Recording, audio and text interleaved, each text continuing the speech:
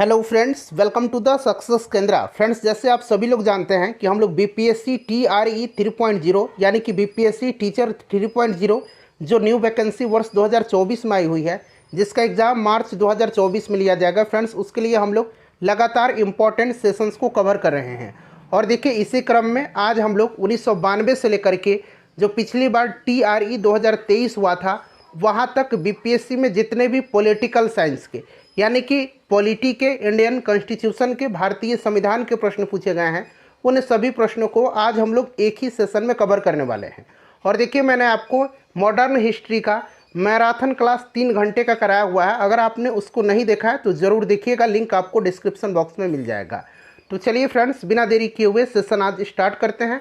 सबसे पहले सभी लोग प्लीज़ सेशन को लाइक कर दीजिए और इसका लिंक फटाफट किसी भी एक ग्रुप में, जहाँ कहीं भी आप हैं, चाहे वो फेसबुक ग्रुप हो, टेलीग्राम ग्रुप हो या फिर व्हाट्सएप ग्रुप हो, वहाँ पर फटाफट शेयर कर दीजिए। चलिए फ्रेंड्स, अब सेशन स्टार्ट करते हैं आज का।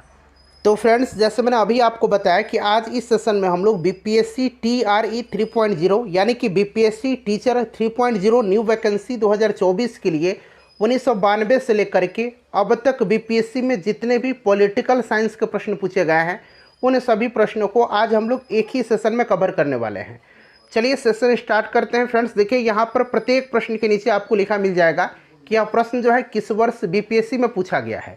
यहाँ पर आप देख सकते हैं फ्रेंड्स, यह प्रश्न बीपीएससी टीआरई 2.0 2023 में पिछले बार ही पूछा गया था। प्रश्न है कि अंतरिम सरकार में डॉक्टर राजेंद्र प्रसाद के पास कौन सा विभाग था। देखिए, अगर आप आंसर पहले से जानते हैं तो आंसर कमेंट करते चलिएगा। इससे क्या होगा कि आपका रिविज़न होते चलेगा और साथ ही साथ जो भी मैं एक्सप्लेन करूँगा उसको भी ध्यानपूर्वक अवश्य सुनिएगा। इस तरह से एक प्रश्न के साथ साथ आपके 2 से 3 प्रश्न जो हैं कवर होते चलेंगे। तो देखिए, अंतरिम सरकार में डॉक्टर राजेंद्र प्रसाद जी के पास खाद्य एवं कृषि विभाग था, यानी कि ये अंतरिम सरकार में खाद्य और कृषि मंत्री थे। ऑप्शन नंबर सी बिल्कुल राइट आंसर हो जाएगा। और ये भारत के प्रथम राष्ट्रपति भी रहे हैं, इसे भी आप निश्चित रूप से ध्यान रखेंगे। और देखिए फ्रेंड्स, अगर हम बात करें डॉक्टर राजेंद्र प्रसाद जी के बारे में तो इनको देश रत्न, अजात शत्रु, इन सब उपनाम से जाना जाता है। ठीक है ना। चलिए अगला प्रश्न करेंगे। नेक्स्ट क्वेश्चन है हमारा कि निम्नलिखित में से कौन भारत में मूल अधिकारों के बारे में सही है। मूल अधिकार यानी कि फंडामेंटल राइट्स की बात की जा रही है। इनमें से मूल अधिकार के बारे में कौन सा कथन जो है सही दिया गया है। देखिए फ्रेंड्स, वे संवैधानिक सर्वोच्चता तथा विधायिका की सत्ता के मध्य संतुलन की अद्वितीय घोषणा है। बिल्कुल करेक्ट स्टेटमेंट दिया गया है। और वे लोग के अधिकारों तथा देश की सुरक्षा के मध्य संतुलन का निर्माण करते हैं, ये भी सही दिया गया है। तो वैसे ही इसका राइट आंसर उपरोक्त में से एक से अधिक हो जाएगा। ठीक है ना। यहाँ पर देखिए ऑप्शन नंबर डी हो जाएगा इसका करेक्ट आंसर। चलिए फंडामेंटल राइट की बात करते हैं। तो अगर मूल अधिकार की, मौलिक अधिकार की, तो टोटल 6 प्रकार के मूल अधिकार हैं, आपको भी पता है। और इसे कहाँ के संविधान से लिया गया मूल अधिकार को, तो फ्रेंड्स अमेरिका के संविधान से लिया गया है। ठीक है ना। संविधान के भाग 3 में है, इससे भी आप ज़रूर ध्यान रखेंगे। बाकी आपको आगे मिलेगा, इसके बारे में हम लोग डिटेल में डिस्कशन करेंगे आगे। चलिए नेक्स्ट क्वेश्चन करेंगे कि अपराधों की दोष सिद्धि के संबंध में भारत के अंतर्गत निम्नलिखित में से कौन सा कथन सही है। अपराधों की दोष सिद्धि के संबंध में कौन सा स्टेटमेंट जो है यहाँ पर सही दिया गया है। तो देखिए, हमारे संविधान का जो आर्टिकल 22 है यानी अनुच्छेद 22, इसमें क्या कहा गया है कि एक अपराध करने के लिए एक से अधिक बार दंडित किसी भी व्यक्ति को नहीं किया जा सकता है। और एक अनुच्छेद 20 है। 20 क्या कहता है कि मनमानी और अत्यधिक सज़ा के खिलाफ 3 प्रकार की सुरक्षा यह प्रदान करता है। तो यहाँ पर देखिएगा, भारत के संविधान में दोहरे दंड का प्रावधान नहीं पाया जाता है। बिल्कुल करेक्ट स्टेटमेंट है, क्योंकि यहाँ पर एक अपराध के लिए एक से अधिक बार दंडित नहीं किया जा सकता आर्टिकल 22 के तहत। चले उसके बाद दूसरा स्टेटमेंट पढ़िएगा कि संविधान में अपराध से अधिक दंड से सुरक्षा दी जाएगी। तो अभी मैंने आपको बताया था कि मनमानी और अत्यधिक सज़ा के खिलाफ 3 प्रकार की सुरक्षा प्रदान जो आर्टिकल 20 है यह करता है। तो 1 और 2 इस तरह से दोनों सही हो गया। तो वैसे भी इसका राइट आंसर आपका 1 से अधिक हो जाएगा। चलिए उसके बाद देखिएगा कि भारतवर्ष में संघवाद के संदर्भ में निम्नलिखित में से कौन सा कथन सत्य है। ये सारे प्रश्न पिछली बार जो बीपीएससी टीआरई हुआ था उसमें पूछा गया प्रश्न है, आप देख सकते हैं। क्लास 1 to 5 में यह प्रश्न पूछा गया है। देखिए, भारत में संघवाद के संदर्भ में निम्नलिखित में से कौन सा कथन सत्य है। तो देखिए फ्रेंड्स, इसमें से अगर हम बात करते हैं कौन सा कथन सत्य है, तो एक अर्ध संघीय राज्य देश के अंतर्गत भारतीय संघवाद का परिणाम है। बिल्कुल ये राइट आंसर दिया गया है। और भारत की जो संघात्मक व्यवस्था है, संघात्मक व्यवस्था भारत की, ये कहाँ के संविधान से लिया गया है? तो फ्रेंड्स ये कनाडा के संविधान से लिया गया है। इसे भी आप साथ साथ ध्यान रखते चलिएगा। और जो संसदीय व्यवस्था है, संसदीय, वो ब्रिटेन की देन है। चलिए अगला प्रश्न करेंगे कि भारत एकीकृत न्यायपालिका रखता है क्योंकि, भारत एकीकृत न्यायपालिका रखता है क्योंकि, राइट आंसर इसका क्या हो जाएगा? भारत में एक मौलिक विधि तथा सर्वोच्च स्तर पर सर्वोच्च न्यायालय और उसके नीचे न्यायालय उच्च न्यायालय है, इसके साथ न्याय पाया जाता है। बिल्कुल सही है। और उच्च न्यायालय के न्यायाधीश राष्ट्रपति के द्वारा नियुक्त किए जाते हैं, ये भी स्टेटमेंट जो है यहाँ पर सही दिया गया है। तो एक से अधिक इसका राइट आंसर हो जाएगा। ऑप्शन नंबर यहाँ पर डी, उपरोक्त में से एक से अधिक करेक्ट आंसर हो जाएगा। उच्च न्यायालय केंद्रीय शासन के उपभाग के रूप में गठित किया गया है। चलिए, चुप रहने की स्वतंत्रता भारत के किस प्रकार का जो है संविधान में अधिकार प्रदान करता है? तो देखिए, चुप रहने की स्वतंत्रता जो है एक प्रकार का मौलिक अधिकार है, यानी कि मूल अधिकार है एक प्रकार का। तो यहाँ पर देखिए option number C right answer हो जाएगा, ध्यान रखिएगा, ठीक है ना। चलिए उसके बाद देखिएगा सूची दिया गया है और मिलान करना है। एक तरफ देखिए प्रावधान दिया गया है, दूसरी तरफ भारत के संविधान से संबंधित अनुच्छेद दिया गया है। आपको यहाँ पर देख लीजिएगा चारों ऑप्शन दिख रहा होगा। अब यहाँ पर धैर्यपूर्वक हम लोग मिलाएंगे। कार्य की न्यायसंगत एवं मनोचित दशाएं, तो फ्रेंड्स यह अनुच्छेद 42 में है, ठीक है ना, यानी कि 42 आर्टिकल हो जाएगा। कर्मकारों की निर्वाह मजदूरी, यह आपका आर्टिकल 43 में है। समान सिविल संहिता, आपको पता है ये सारे जो है नीति निर्देशक तत्व के अंतर्गत आते हैं। नीति निर्देशक सिद्धांत जो कि आयरलैंड के संविधान से लिया गया है। अच्छा, तब तक आप लोग मुझे बताइए कि आयरलैंड जो है नीति निर्देशक का सिद्धांत किस देश से लिया था? हमने तो आयरलैंड से लिया है, लेकिन आयरलैंड ने कहाँ से लिया था? जो लोग जानते हैं जरा कमेंट करिएगा, इसका आंसर मैं लास्ट में आपको बता दूंगा। चलिए, तो समान नागरिक संहिता या सिविल संहिता 44 में है और राष्ट्रीय महत्व का स्थान और वस्तुओं का संरक्षण 49 में है। तो इस तरह से मिला लीजिएगा। इसका राइट आंसर 2, 1, 4 और 3 हो जाएगा। जिन्होंने भी मिलाया है ये वाला बिल्कुल राइट आंसर है। देखिए ऑप्शन में नीचे आपको ऑप्शन ए दिख भी रहा है। चलिए अगला प्रश्न है फ्रेंड्स, एक बार सभी लोग प्लीज सेशन को लाइक करिएगा। मैं आपके लिए लगातार कोशिश कर रहा हूं कि अच्छे कंटेंट आपको उपलब्ध करवाए जाएं। देखिए निम्नलिखित में से भारत में जिला नियोजन समितियों के मुख्य उद्देश्य कौन सा है? जिला नियोजन समिति, ध्यान रखिएगा, प्रश्न बनता है कि यह किस प्रकार की एक संस्था है? तो देखिए यह एक संवैधानिक निकाय है। क्यों संवैधानिक निकाय है? तो क्योंकि संविधान में इसका वर्णन है। आर्टिकल 243(z)(d) में इसका जो है वर्णन किया गया है, इसलिए यह एक संवैधानिक निकाय है, ठीक है ना। और इसका मुख्य कार्य पंचायतों और नगर पालिकाओं की योजनाओं को एकीकृत करना और जनपद की प्रारूपी योजना को तैयार करना है। ऑप्शन ए भी, और इसके मध्य जो है पंचायतों के मध्य एकीकृत दृष्टिकोण भी विकसित करना है। तो एक से अधिक यहाँ पर देखिएगा, ऑप्शन डी राइट आंसर इसका हो जाएगा। इस तरह के प्रश्न जब भी मिलेंगे आप एक से उपरोक्त में से एक से अधिक पर टिक लगाने का प्रयास करिएगा, ज़्यादातर चांसेस हैं कि आपके प्रश्न सही हो जाएं। चलिए देखिए, भारतीय संविधान में राज्य के नीति निर्देशक सिद्धांत की अवधारणा किस देश के संविधान से ली गई है? अब मैं आपको बताऊंगा कि आयरलैंड ने कहाँ से लिया है। आयरलैंड ने स्पेन से लिया है, ठीक है ना। तो यहाँ पर देखिए हमने तो आयरलैंड से लिया है। नीति निर्देशक संविधान के भाग 4 में है, ठीक है ना, 36 से लेकर के 51 तक में, क्लियर ना, याद रखिएगा। देखिए सिक्किम भारतीय संघ का पूर्ण राज्य कब बना था? बताएंगे भाई, सभी लोग आंसर कमेंट करिए। सिक्किम भारतीय संघ का पूर्ण राज्य बना था। और देखिए BPSC TRE 3.0 modern history marathon class मैंने कराया हुआ 3 घंटे का, जरूर देखिएगा। साथ ही साथ देखिए प्रीवियस ईयर का physics, chemistry, biology, history, geography सब कुछ मैंने कवर करा दिया है। कल से प्रैक्टिस सेट स्टार्ट हो रहा है, class 1 to 5, class 6 to 8, class 9, 10 सबके लिए। तो सेशन से जुड़िएगा, सभी लोग सपोर्ट करिएगा और मैं लगातार आपको एग्जाम तक कंटेंट उपलब्ध करवाते रहूँगा। करंट अफेयर्स का भी डेली आपको आप कहेंगे तो 50-50 प्रश्न का मैं 12-15 सेट करवा दूंगा, ताकि आपको 600-700 करंट अफेयर्स का रिवीजन आप कर सकें। जैसा आप कहिए कमेंट करके आप लोग बताइएगा। देखिए सिक्किम भारतीय संघ का पूर्ण राज्य कब बना था? तो फ्रेंड्स यह पूर्ण राज्य बना था, 22वां राज्य बना था। 36वां संविधान संशोधन 1975 के द्वारा इसे भारत में शामिल किया गया था।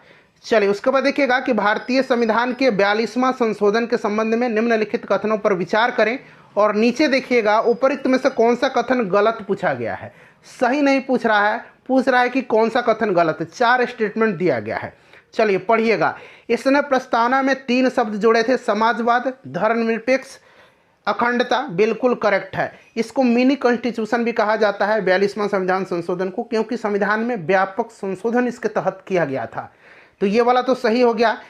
इसने संविधान में 8 मौलिक कर्तव्य जोड़े, बिल्कुल गलत है, बिल्कुल ये स्टेटमेंट जो है गलत दे रहा है। इसने नए नीति निषेध सिद्धांत जोड़े, यानी कि अनुच्छेद 39A, 43A और 47, ये भी गलत दिया गया है। और इसके द्वारा जो है राष्ट्रपति को चुनाव आयोग के परामर्श से राज्य विधानसभाओं मंडलों के सदस्यों की अयोग्य घोषित करने का अधिकार प्रदान, ये सही है। तो पहला और चौथा यहाँ पर आप देख रहे हैं फ्रेंड्स, पहला और चौथा सही है। आपसे गलत पूछा है तो 2 और 3 यहाँ पर करेक्ट आंसर हो जाएगा, जो कि ऑप्शन नंबर सी में आपको दिख रहा है।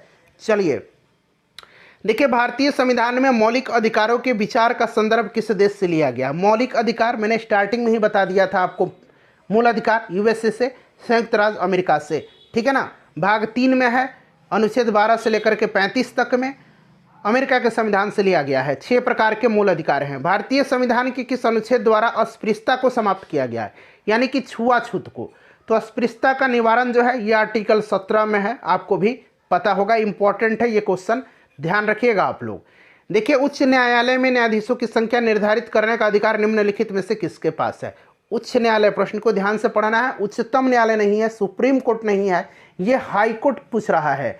तो हाई कोर्ट के न्यायाधीशों की संख्या निर्धारित करने का अधिकार जो है ये किसके पास है? बताइए राइट आंसर क्या हो जाएगा? तो आर्टिकल 216 के तहत ये राष्ट्रपति के पास है, ठीक है ना, अनुच्छेद 216 याद रखिएगा आप। और उच्चतम न्यायालय पूछता तो ये संसद के पास होता है, सुप्रीम कोर्ट के न्यायाधीश की संख्या जो है निर्धारित करने का। देखिए, 5वीं अनुसूची किस विशिष्ट समूह के लोगों के शासन और हितों की सुरक्षा से संबंधित है? 5वीं और 6ठी अनुसूची भी बड़ा महत्वपूर्ण है फ्रेंड्स। 6ठी अनुसूची में क्या है? तो असम, मेघालय, त्रिपुरा और मिजोरम, इन 4 राज्यों का नाम याद रखना है। असम, मेघालय, त्रिपुरा और मिजोरम के जनजातीय क्षेत्रों के प्रशासन का उल्लेख है 6ठी अनुसूची में। और प्रश्न में आपसे 5वीं पूछ रहा है, तो 5वीं अनुसूची में इन 4 राज्यों को छोड़ दीजिए, तो वहाँ के अनुसूचित क्षेत्रों और अनुसूचित जनजाति के प्रशासन का उल्लेख है। तो यहाँ पर अनुसूचित जनजाति करेक्ट आंसर हो जाएगा। चलिए नेक्स्ट क्वेश्चन करेंगे कि भारतीय सर्वोच्च न्यायालय ने किस मुकदमे में सर्वप्रथम संविधान के मूल ढांचे का सिद्धांत दिया था? मूल ढांचे का सिद्धांत, तो फ्रेंड्स ये जो मूल ढांचा का सिद्धांत था यह आपको 1973 केशवानंद भारती बनाम केरल राज्य, आपको भी याद होगा। चलिए अगला प्रश्न करेंगे। मिलान करना है, एक तरफ राजनीतिक दल दिया गया है, दूसरी तरफ उनकी स्थापना किस वर्ष हुई थी, यह आपसे पूछा जा रहा है। तो देखिए फ्रेंड्स, भारतीय कम्युनिस्ट पार्टी की स्थापना, और यहाँ पर देखिए मार्क्सवादी लिखा गया है, एक और भारतीय कम्युनिस्ट पार्टी है। तो भारतीय कम्युनिस्ट पार्टी मार्क्सवादी की स्थापना जो ये 1964 में हुई थी। भारतीय कम्युनिस्ट पार्टी की स्थापना जो है ये कब हुई थी? तो 1925 में हुई थी। बहुजन समाज पार्टी की स्थापना 1984 में हुई थी, और ऑल इंडिया तृणमूल कांग्रेस की स्थापना 1998 में हुई थी। तो ये आप लोग मिला लीजिएगा, आप ऑप्शन ए राइट आंसर इसका हो जाएगा कूट के हिसाब से। चलिए उसके बाद नेक्स्ट क्वेश्चन है हमारा कि किस और किन अनुच्छेद या अनुच्छेद के अंतर्गत सदन में के किसी अध्यक्ष जो है सदन के किसी भी सदस्य को उसकी मातृभाषा में बोलने की इजाज़त दे सकता है? यह कौन सा आर्टिकल है? तो फ्रेंड्स यह जो आर्टिकल है यह अनुच्छेद 120(1) है। इसी के तहत जो है सदन का अध्यक्ष सदन के किसी भी सदस्य को उसकी मातृभाषा में बोलने की इजाज़त देता है। चलिए किस या किन अनुच्छेद या अनुच्छेदों के अंतर्गत, सेम क्वेश्चन है, ये रिपीट हो गया है, ठीक है ना। जब ये अरेंज किया गया है तो एक ही प्रश्न 2 बार आ गया है, यहाँ टिक लगा लीजिए, प्रश्न को एक बार पढ़ भी लीजिए आप लोग। चलिए फ्रेंड्स नेक्स्ट क्वेश्चन करेंगे कि किसी वित्तीय आपातकाल की स्थिति में अनुच्छेद 360, अनुच्छेद 360 में क्या है? 3 प्रकार के आपात उपबंध है, ठीक है ना। 3 प्रकार के आपातकाल हैं, 352, 356 और 360। 352 में क्या है? 352 में राष्ट्रीय आपातकाल है, 356 में क्या है? राज्यों में राष्ट्रपति शासन है, और 360 में वित्तीय आपातकाल है। वहीं कह रहा है कि वित्तीय आपातकाल की स्थिति में अनुच्छेद 360 को लागू करने के परिणाम निम्नलिखित में से कौन सा है? तो पहला है, इसको पढ़ लीजिए, मैं बता देता हूँ। उसके बाद यहाँ पर देखिए तीसरा है, पढ़ लीजिए इसको भी, और यहाँ पर देख लीजिएगा चौथा है, इसको भी पढ़ लीजिए, ठीक है ना। चलिए पहला, तीसरा और चौथा राइट आंसर हो जाएगा। तो यहाँ पर देखिए ऑप्शन 1 में ए में दिया गया है। चलिए संवैधानिक प्रावधान के यहाँ पर देखिए संवैधानिक प्रावधान के संशोधन का प्रावधान किस में दिया गया है? थोड़ा सा और मैं जूम कर देता हूँ ताकि प्रश्न आपको स्पष्ट रूप से दिखाई दे। चलिए, संवैधानिक प्रावधान के संशोधन का प्रावधान किस में दिया गया है? तो फ्रेंड्स आपको याद होगा कि संविधान का भाग 20 में अनुच्छेद 368 इसमें 3 प्रकार के संशोधन प्रदान किए गए हैं। कौन कौन से संशोधन? तीनों प्रकार के संशोधन का मैं नाम बता रहा हूँ।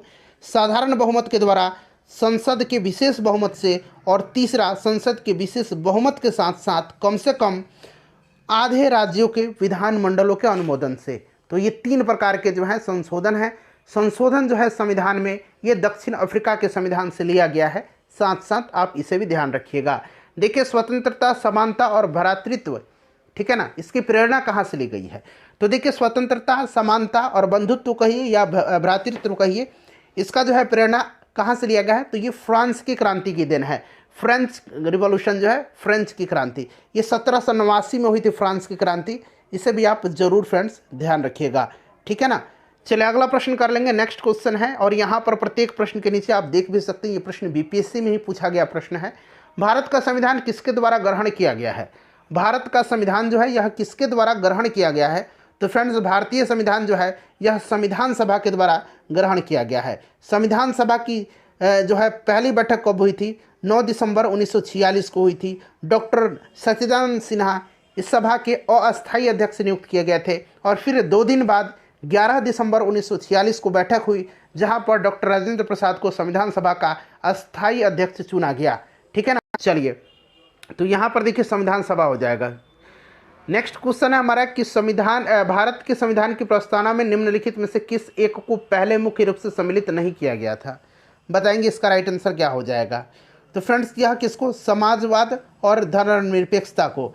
समाजवाद और धर्मनिरपेक्षता आपको याद होगा कि यह 42वां संविधान संशोधन के द्वारा जो है प्रस्तावना में जोड़े गए थे। समाजवाद, पंथनिरपेक्ष और अखंडता शब्द अभी थोड़ी देर पहले मैंने आपको बताया भी है, ठीक है ना, जो कि 1972 में 42वां संविधान संशोधन हुआ था। इसको मिनी संविधान भी कहा जाता है, इसे भी आप ध्यान रखिएगा।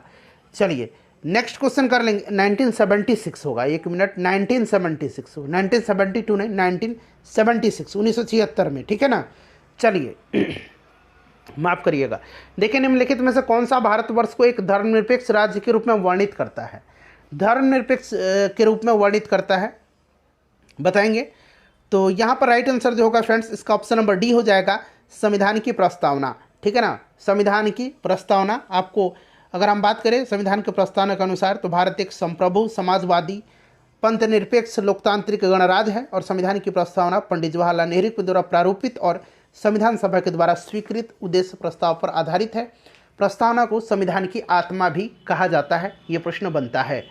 चलिए उसके बाद देखिएगा कि संवैधानिक उपचार का अधिकार किसके अंतर्गत आता है? संवैधानिक उपचार का अधिकार जो है यह किसके अंतर्गत आता है? तो देखिए, संवैधानिक उपचार का जो अधिकार है यह मौलिक अधिकार के अंतर्गत आता है, ठीक है ना, मौलिक अधिकार के अंतर्गत आता है। 32 जो है आपको याद होगा, संवैधानिक उपचारों का अधिकार है, भाग 3 में मौलिक अधिकार के अंतर्गत आता है। साथ साथ ये कानूनी अधिकार भी आता है और संवैधानिक अधिकार के भी अंतर्गत आता है। तो इसीलिए 1 से अधिक राइट आंसर हो जाएगा इसका। क्लियर ना? वैसे आप मौलिक अधिकार पर टिक लगा दीजिएगा, लेकिन बीपीएससी कहता है कि यह कानूनी अधिकार और संवैधानिक अधिकार के अंतर्गत भी आता है। देखिए, भारत के संविधान का कौन सा अनुच्छेद देवनागरी लिपि में हिंदी को संघ के सरकारी भाषा के रूप में मान्यता देता है? संविधान के अनुच्छेद कौन सा है जो संघ की राजभाषा से संबंधित है, बताइए। तो फ्रेंड्स, यह जो है अनुच्छेद 343 है, अनुच्छेद 343, और इसका अनुसार संघ की राजभाषा हिंदी और लिपि देवनागरी होगी, ठीक है ना, ध्यान रखिएगा। भाग 17 में है अनुच्छेद 343, राजभाषा से संबंधित है, भाग 17। चलिए, निम्नलिखित में से कौन संविधान सभा की व्यापार समिति के व्यवस्थापन के पहले अध्यक्ष थे? व्यापार समिति के व्यवस्थापन के पहले अध्यक्ष संविधान सभा की ये कौन थे? तो फ्रेंड्स, ये थे कौन? कन्हैयालाल मानिकलाल मुंशी, ठीक है ना। और उन्होंने कांग्रेस पार्टी के टिकट पर बम्बई से संविधान सभा के लिए चुनाव भी इनको चुना गया था, ठीक है ना, कन्हैयालाल मानिकलाल मुंशी को। देखिए, प्रथमतः आपात स्थिति की घोषणा कितने समय काल के लिए सीमित की जा सकती है? आपातकाल के बारे में हमने आपको बताया भी है, ठीक है ना। आपातकालीन प्रावधान भारतीय संविधान के भाग 18 में है, अनुच्छेद 352 से लेकर के 360 तक में, 352, 356, 360 मैंने बताया था ना। 352 में राष्ट्रीय आपातकाल, 356 में राज्यों में राष्ट्रपति शासन और 360 में वित्तीय आपातकाल, ठीक है ना। यदि आपातकाल की उद्घोषणा को दोनों सदनों के द्वारा अनुमोदित कर दिया जाता है तो आपातकाल 6 महीने तक जारी रहता है और प्रत्येक 6 महीने के लिए संसद की स्वीकृति के साथ अनिश्चित काल तक बढ़ाया जा सकता है। तो यहाँ पर देखिए 6 महीने दिया गया है, प्रथमतः पूछा है। देखिए केंद्र शासित प्रदेश के मुख्यमंत्री, जहाँ पर इस तरह का प्रावधान है, पुदुचेरी और आपको दिल्ली में यह प्रावधान है, मैं बता भी देता हूँ आपको किसके द्वारा नियुक्त किए जाते हैं। तो जो केंद्र शासित प्रदेश यानी साफ साफ कहिए पुदुचेरी और जो दिल्ली के सीएम हैं, ये किसके द्वारा नियुक्त किए जाते हैं, तो ये राष्ट्रपति के द्वारा जो है नियुक्त किए जाते हैं, ठीक है ना। राष्ट्रपति, right answer option number A correct answer हो जाएगा। चलिए देखिए भारत के संसद का व्यय किसके द्वारा नियंत्रित किया जाता है। भारत के संसद का व्यय जो है यह किसके द्वारा नियंत्रित किया जाता है। तो फ्रेंड्स देखिए संसद जो होता है, संसद की बात करते हैं, भारत का सर्वोच्च विधायी निकाय है यह, और भारतीय संसद में राष्ट्रपति तथा 2 सदन होते हैं, यानी कि हमारी जो संसद है वो राष्ट्रपति, राज्यसभा और लोकसभा से मिलकर के बनी हुई है। इस चीज़ को याद रखिएगा। और राष्ट्रपति के पास संसद के दोनों सदनों में किसी भी सदन को बुलाने या स्थगित करने या लोकसभा को भंग करने की शक्ति होती है, ठीक है ना। तो इस चीज़ को ध्यान रखिएगा। और भारत की संसद का व्यय खुद संसद के द्वारा ही नियंत्रित किया जाता है। तो उपरोक्त में से कोई नहीं होगा क्योंकि संसद के द्वारा ही नियंत्रित किया जाता है।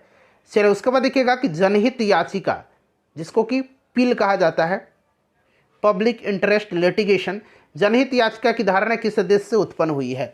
जनहित याचिका, ठीक है ना, बताइएगा। पीएन भगवती को भारत में इसका जनक कहा जाता है, जनहित याचिका को, और यह अमेरिका से लिया गया है। ऑप्शन नंबर यहाँ पर डी राइट आंसर हो जाएगा, यूएसए। चलिए किसी व्यक्ति की अवैध हिरासत के खिलाफ निम्नलिखित में से कौन सी रिट लागू होती है। अवैध हिरासत के खिलाफ कौन सी रिट लागू होती है। तो फ्रेंड्स यह आपका बंदी प्रत्यक्षीकरण है। अनुच्छेद 32 के तहत आपको याद होगा कि सुप्रीम कोर्ट जो है 5 तरह का रिट जारी करता है, क्लियर ना, याद रखिएगा। और यह आपका बंदी प्रत्यक्षीकरण याचिका है। इसी में जो है सर्वोच्च न्यायालय के पास संविधान के अनुच्छेद 32 के तहत रिट जारी करने का अधिकार होता है। और यह उस व्यक्ति के संबंध में न्यायालय के द्वारा जारी आदेश होता है जिसे दूसरे द्वारा हिरासत में रखा गया है, ठीक है ना, या किसी व्यक्ति की जबरन हिरासत में रखने के विरुद्ध होता है। Option number A right answer हो जाएगा। चलिए उसके बाद देखिएगा कि भारतवर्ष की रक्षा बल की सुप्रीम कमांडर कौन होते हैं। सिंपल सा क्वेश्चन है, यहाँ पर हम समय नष्ट नहीं करेंगे। राष्ट्रपति सुप्रीम कमांडर होते हैं, भारत के राष्ट्रपति तीनों सेनाओं के सर्वोच्च कमांडर हैं। चलिए उसके बाद देखिएगा कि भारतीय संविधान की प्रस्तावना में समाजवादी शब्द किस संशोधन के तहत जोड़ा गया। तो अभी मैंने बता भी दिया था, 42वां संविधान संशोधन 1976 के द्वारा समाजवादी, पंथ निरपेक्ष और अखंडता 3 नए शब्द जोड़ा गया था। एक नया राज्य बनाने में संवैधानिक संशोधन के लिए कैसा बहुमत चाहिए। एक नए राज्य के निर्माण के लिए संशोधन हेतु अनुच्छेद 368 के तहत विशेष प्रक्रिया, संविधान संशोधन प्रक्रिया अपनाई नहीं जाती है। इस चीज़ को ध्यान रखिएगा। और संसद साधारण बहुमत से नए राज्यों का निर्माण कर सकती है तथा संविधान का अनुच्छेद 4(2) आर्टिकल 4 का जो 2 है वह कहता है कि इस प्रकार की विधि अनुच्छेद 368 के प्रयोजनों के लिए संविधान की संशोधन नहीं समझी जाती है। तो इस तरह से यहाँ पर देखिए साधारण के लिए, मतलब कुल मिलाकर के बात कहें साफ साफ एक शब्द में, तो संसद साधारण बहुमत से नए राज्यों का निर्माण कर सकती है। चलिए उन मौलिक अधिकारों का चयन करें जो भारतीय नागरिकों को प्राप्त है परंतु गैर नागरिकों को नहीं है। यह प्रश्न बड़ा ही महत्वपूर्ण होता है।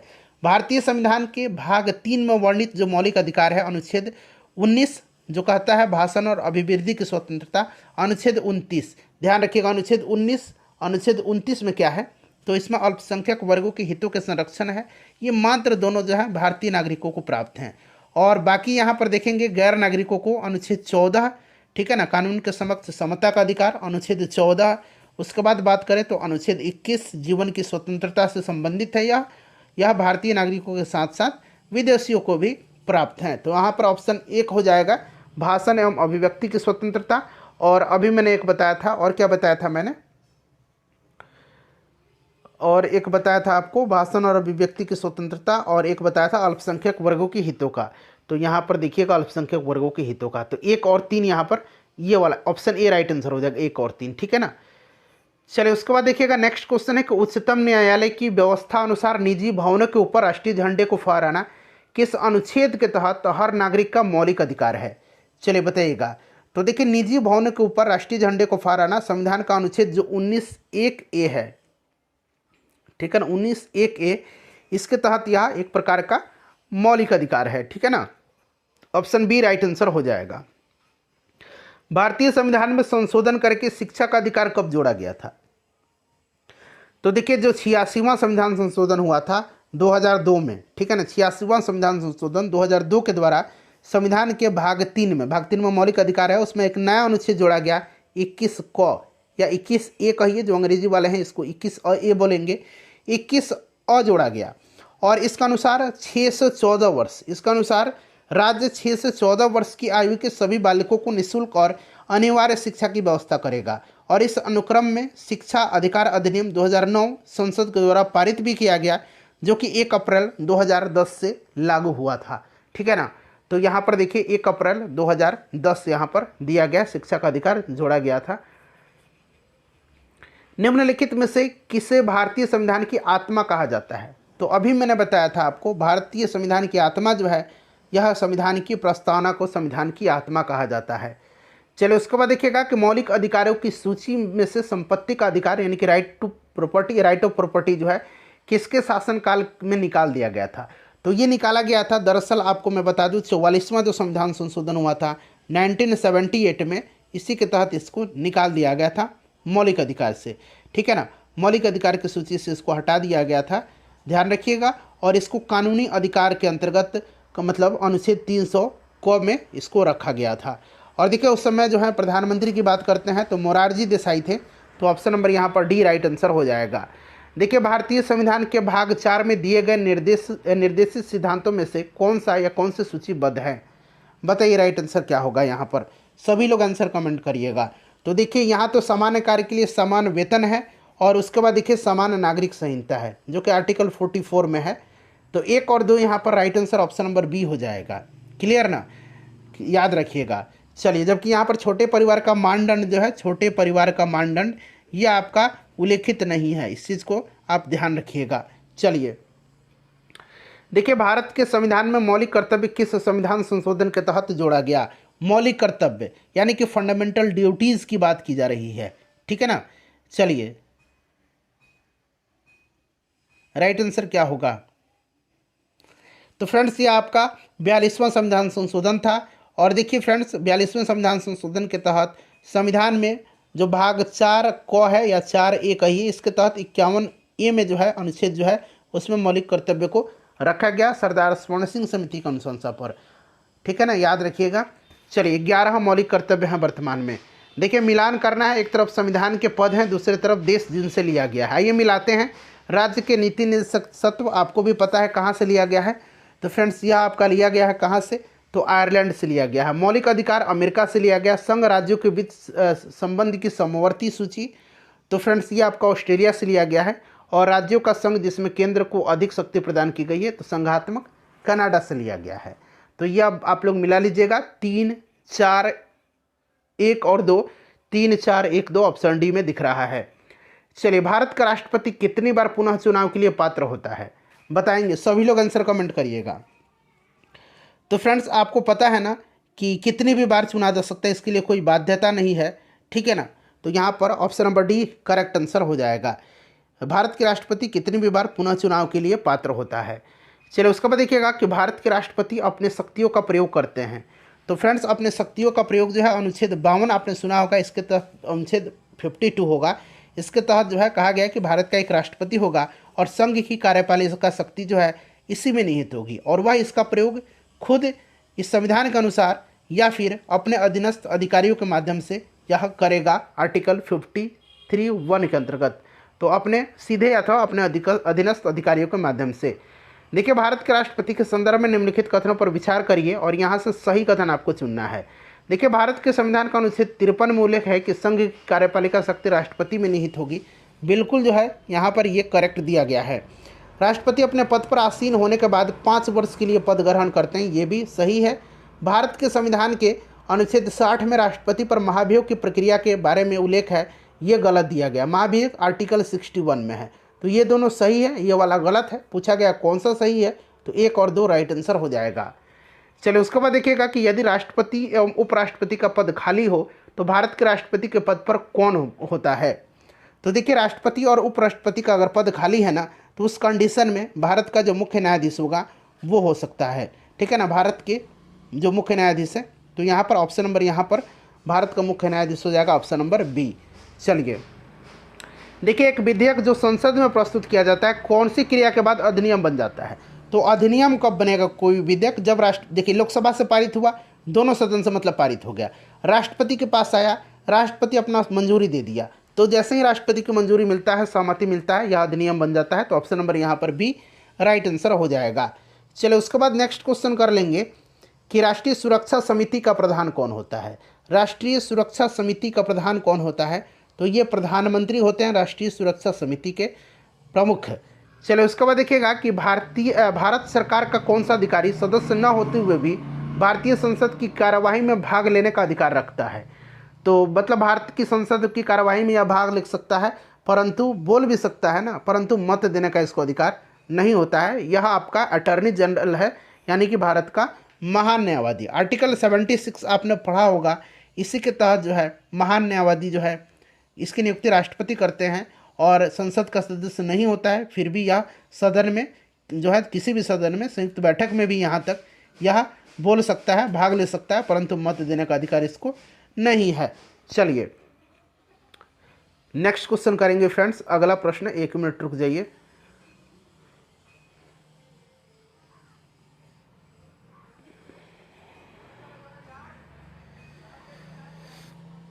हाँ चलिए नेक्स्ट क्वेश्चन कर लेंगे। अब अगला प्रश्न है हमारा कि भारत में न्यायिक पुनरावलोकन का आधार क्या है। न्यायिक पुनरावलोकन, देखिए सारा ऑप्शन यहाँ दिख रहा है आपको। न्यायिक पुनरावलोकन मैंने बताया ना अभी, न्यायिक पुनरावलोकन का आधार जो है ये क्या है, चलिए बताइए। राइट आंसर इसका क्या हो जाएगा, न्यायिक पुनरावलोकन का आधार जो है यह कानून द्वारा स्थापित प्रक्रिया है, ठीक है ना। चलिए न्यायिक कानून द्वारा स्थापित प्रक्रिया है। चलिए उसके बाद नेक्स्ट क्वेश्चन है हमारा कि भारत में राष्ट्रपति का चुनाव किया जाता है। भारत में राष्ट्रपति का चुनाव जो होता है ये किया जाता है। तो भारत में राष्ट्रपति का चुनाव संविधान के जो अनुच्छेद 54 है ना, इसी के तहत संसद के दोनों सदनों के निर्वाचित सदस्य, संसद के दोनों सदनों के निर्वाचित सदस्य तथा राज्य तथा संघ राज्यों के विधानसभा, यानी कि दिल्ली और पुदुचेरी में विधानसभा है, वहाँ के निर्वाचित सदस्य के द्वारा होता है, ठीक है। तो यहाँ पर देखिए ऑप्शन नंबर ई हो जाएगा, इसका ध्यान रखिएगा। चलिए उसके बाद देखिएगा कि संसद के संयुक्त सत्र की अध्यक्षता कौन करता है। तो सिंपल सा क्वेश्चन है, लोकसभा के स्पीकर करता है, option number C right answer हो जाएगा। संसद का संयुक्त अधिवेशन जो होता है लोकसभा की स्पीकर करता है। चलिए तो संयुक्त बैठक जो है, संयुक्त सत्र जो है, ये किस अनुच्छेद में है, जरा आप लोग मुझे कमेंट करके बताइए। तो चलिए, संविधान द्वारा केंद्रीय सरकार की कार्यपालिका शक्ति निहित की गई है। तो केंद्र सरकार की जो कार्यपालिका शक्ति ये राष्ट्रपति में निहित है। कई बार मैंने आपको बता भी दिया था, जहां मैं बता दिया हूं वहां पर मैं डिस्कशन नहीं करूंगा, ठीक है ना। देखिए पंचायती राज को किस संवैधानिक संशोधन के आधार पर संवैधानिक दर्जा प्रदान किया गया। तो आपको भलीभांति याद होगा 73वां संविधान संशोधन, ठीक है ना, याद है ना 73वां संविधान संशोधन। इसी के तहत जो है ये आपको संविधान के भाग 9 एवं 11वीं अनुसूची, भाग 9 जोड़ा गया और 11वीं अनुसूची जोड़ा गया, जिसमें पंचायती राज संस्थाओं को संवैधानिक दर्जा प्रदान किया गया। चलिए आगे भी इसके बारे में हम लोग डिटेल में चर्चा करेंगे। 24 अप्रैल 1993 से यह प्रभावी हुआ था और इसीलिए 24 अप्रैल को यह पंचायती राज दिवस के रूप में मनाया जाता है प्रत्येक वर्ष। चलिए, भारत में महिलाओं के लिए किस राजनीतिक संस्था में स्थान आरक्षित है, बताएंगे। स्थान आरक्षित जो है यह किस संस्था में है। तो आपको भी पता है भलीभांति कि यह आपको पंचायती राज में है और 2006 में बिहार पहला राज्य बना था जो महिलाओं को 50% आरक्षण देने वाला पंचायती राज में राज्य बना था। इस चीज़ को आप ध्यान रखिएगा। चलिए, व्यवस्थापिका को रिक्त स्थान की पूर्ति के लिए होने वाले विशेष चुनाव को क्या कहते हैं। व्यवस्थापिका के रिक्त स्थान की जो पूर्ति होती है उसको क्या कहते हैं फ्रेंड्स, उसको कहा जाता है उपचुनाव, उसको उपचुनाव कहा जाता है, ठीक है ना। बाई इलेक्शन जिसको बोला जाता है, बाई इलेक्शन। तो option number B right answer हो जाएगा। वर्तमान में सर्वोच्च न्यायालय के न्यायाधीशों की संख्या कितनी है। वर्तमान की बात करते हैं तो 34 है सर्वोच्च न्यायालय में न्यायाधीशों की संख्या। इसमें स्ट्रक्चर क्या है, 33 अन्य न्यायाधीश होते हैं और 1 मुख्य न्यायाधीश होते हैं। तो इस तरह से 34 होगा, तो उपरोक्त में से कोई नहीं इसका राइट आंसर होगा। चलिए, सामुदायिक विकास कार्यक्रम कब प्रारंभ हुआ था। कम्युनिटी डेवलपमेंट प्रोग्राम स्टार्ट हुआ था 2 अक्टूबर के दिन, गांधी जयंती के दिन 1952 में 1952 में, और इसका उद्देश्य भारत के ग्रामीण समुदायों का समग्र विकास करना था। 2 अक्टूबर 1952 राइट आंसर हो जाएगा। देखिए फ्रेंड्स, पंचायत के चुनाव कराने हेतु निर्णय कौन लेता है? पंचायत चुनाव कराने का निर्णय है जो है यह किसका होता है? पंचायत चुनाव का, तो ये राज्य सरकार का होता है, ठीक है ना, राज्य सरकार का होता है। चलिए नेक्स्ट क्वेश्चन कर लेंगे हम कि एक एमपी की सीट को रिक्त घोषित किया जा सकता है यदि वह सदन से लगातार 60 दिन की अवधि के लिए अनुपस्थित होता है। लगातार 60 दिन की अवधि तक सदन में वह बिना मतलब इन्फॉर्म किए, बिना किसी पहले इन्फॉर्मेशन की, अगर संविधान के जो आपका संसद है, सदन है, उसका अधिवेशन में अनुपस्थित रहता है, तो फ्रेंड्स ऐसे कंडीशन में जो है यह आपका उसका स्थान रिक्त कर दिया जाता है। तो 60 दिन यानी कि 2 महीना लगभग। चलिए उसके बाद नेक्स्ट क्वेश्चन है कि राज्यसभा में होते हैं, तो राज्यसभा में क्या होता है? राज्यसभा में आपको पता है ना, तो देखिए राज्यसभा में 250 सदस्य होते हैं, जिसमें से आपके 12 सदस्य जो होते हैं ये आपके राष्ट्रपति के द्वारा मनोनीत होते हैं, और 238 सदस्य जो होते हैं 238 ये राज्य और केंद्र शासित प्रदेश से। तो इस तरह से 250 हो गया, 250 सदस्य, जिसमें से 12 सदस्य राष्ट्रपति के द्वारा मनोनीत किए जाते हैं। ऑप्शन सी राइट आंसर हो जाएगा। चलिए हमारे संविधान के अनुसार राज्यसभा का कार्यकाल, राज्यसभा का कार्यकाल, तो राज्यसभा का तो कोई कार्यकाल नहीं है, क्योंकि ये कभी भी क्या होता है? भंग नहीं होता है, तो समाप्त होने का कोई विषय ही नहीं बनता है। राज्यसभा के सदस्यों का कार्यकाल होता है, इस चीज़ को ध्यान रखिएगा, 6 वर्ष का। चलिए किस सभा का अध्यक्ष उसका सदस्य नहीं होता है? तो राज्यसभा का सदस्य जो होता है, यानी कि राज्यसभा के जो सभापति हैं, जो उपराष्ट्रपति होते हैं सभापति, ये इसके सदस्य नहीं होते हैं, तो यहाँ पर राज्यसभा होगा। चलिए राज्यसभा का पदेन अध्यक्ष, सेम क्वेश्चन, उपराष्ट्रपति होगा। देखिए कितना बार रिपीट होता है इस तरह का प्रश्न। लोकसभा में सामान्यतः कितने सत्र होते हैं? लोकसभा में सामान्यतः कितने सत्र होते हैं? अभी रिसेंटली 2022 का प्रश्न है, तो 3 होता है, एक बजट सत्र, एक मानसून सत्र और एक शीतकालीन सत्र। तो 3 यहाँ पर राइट आंसर हो जाएगा। निम्नलिखित कथनों में से कौन सा कथन सही नहीं पूछा गया है?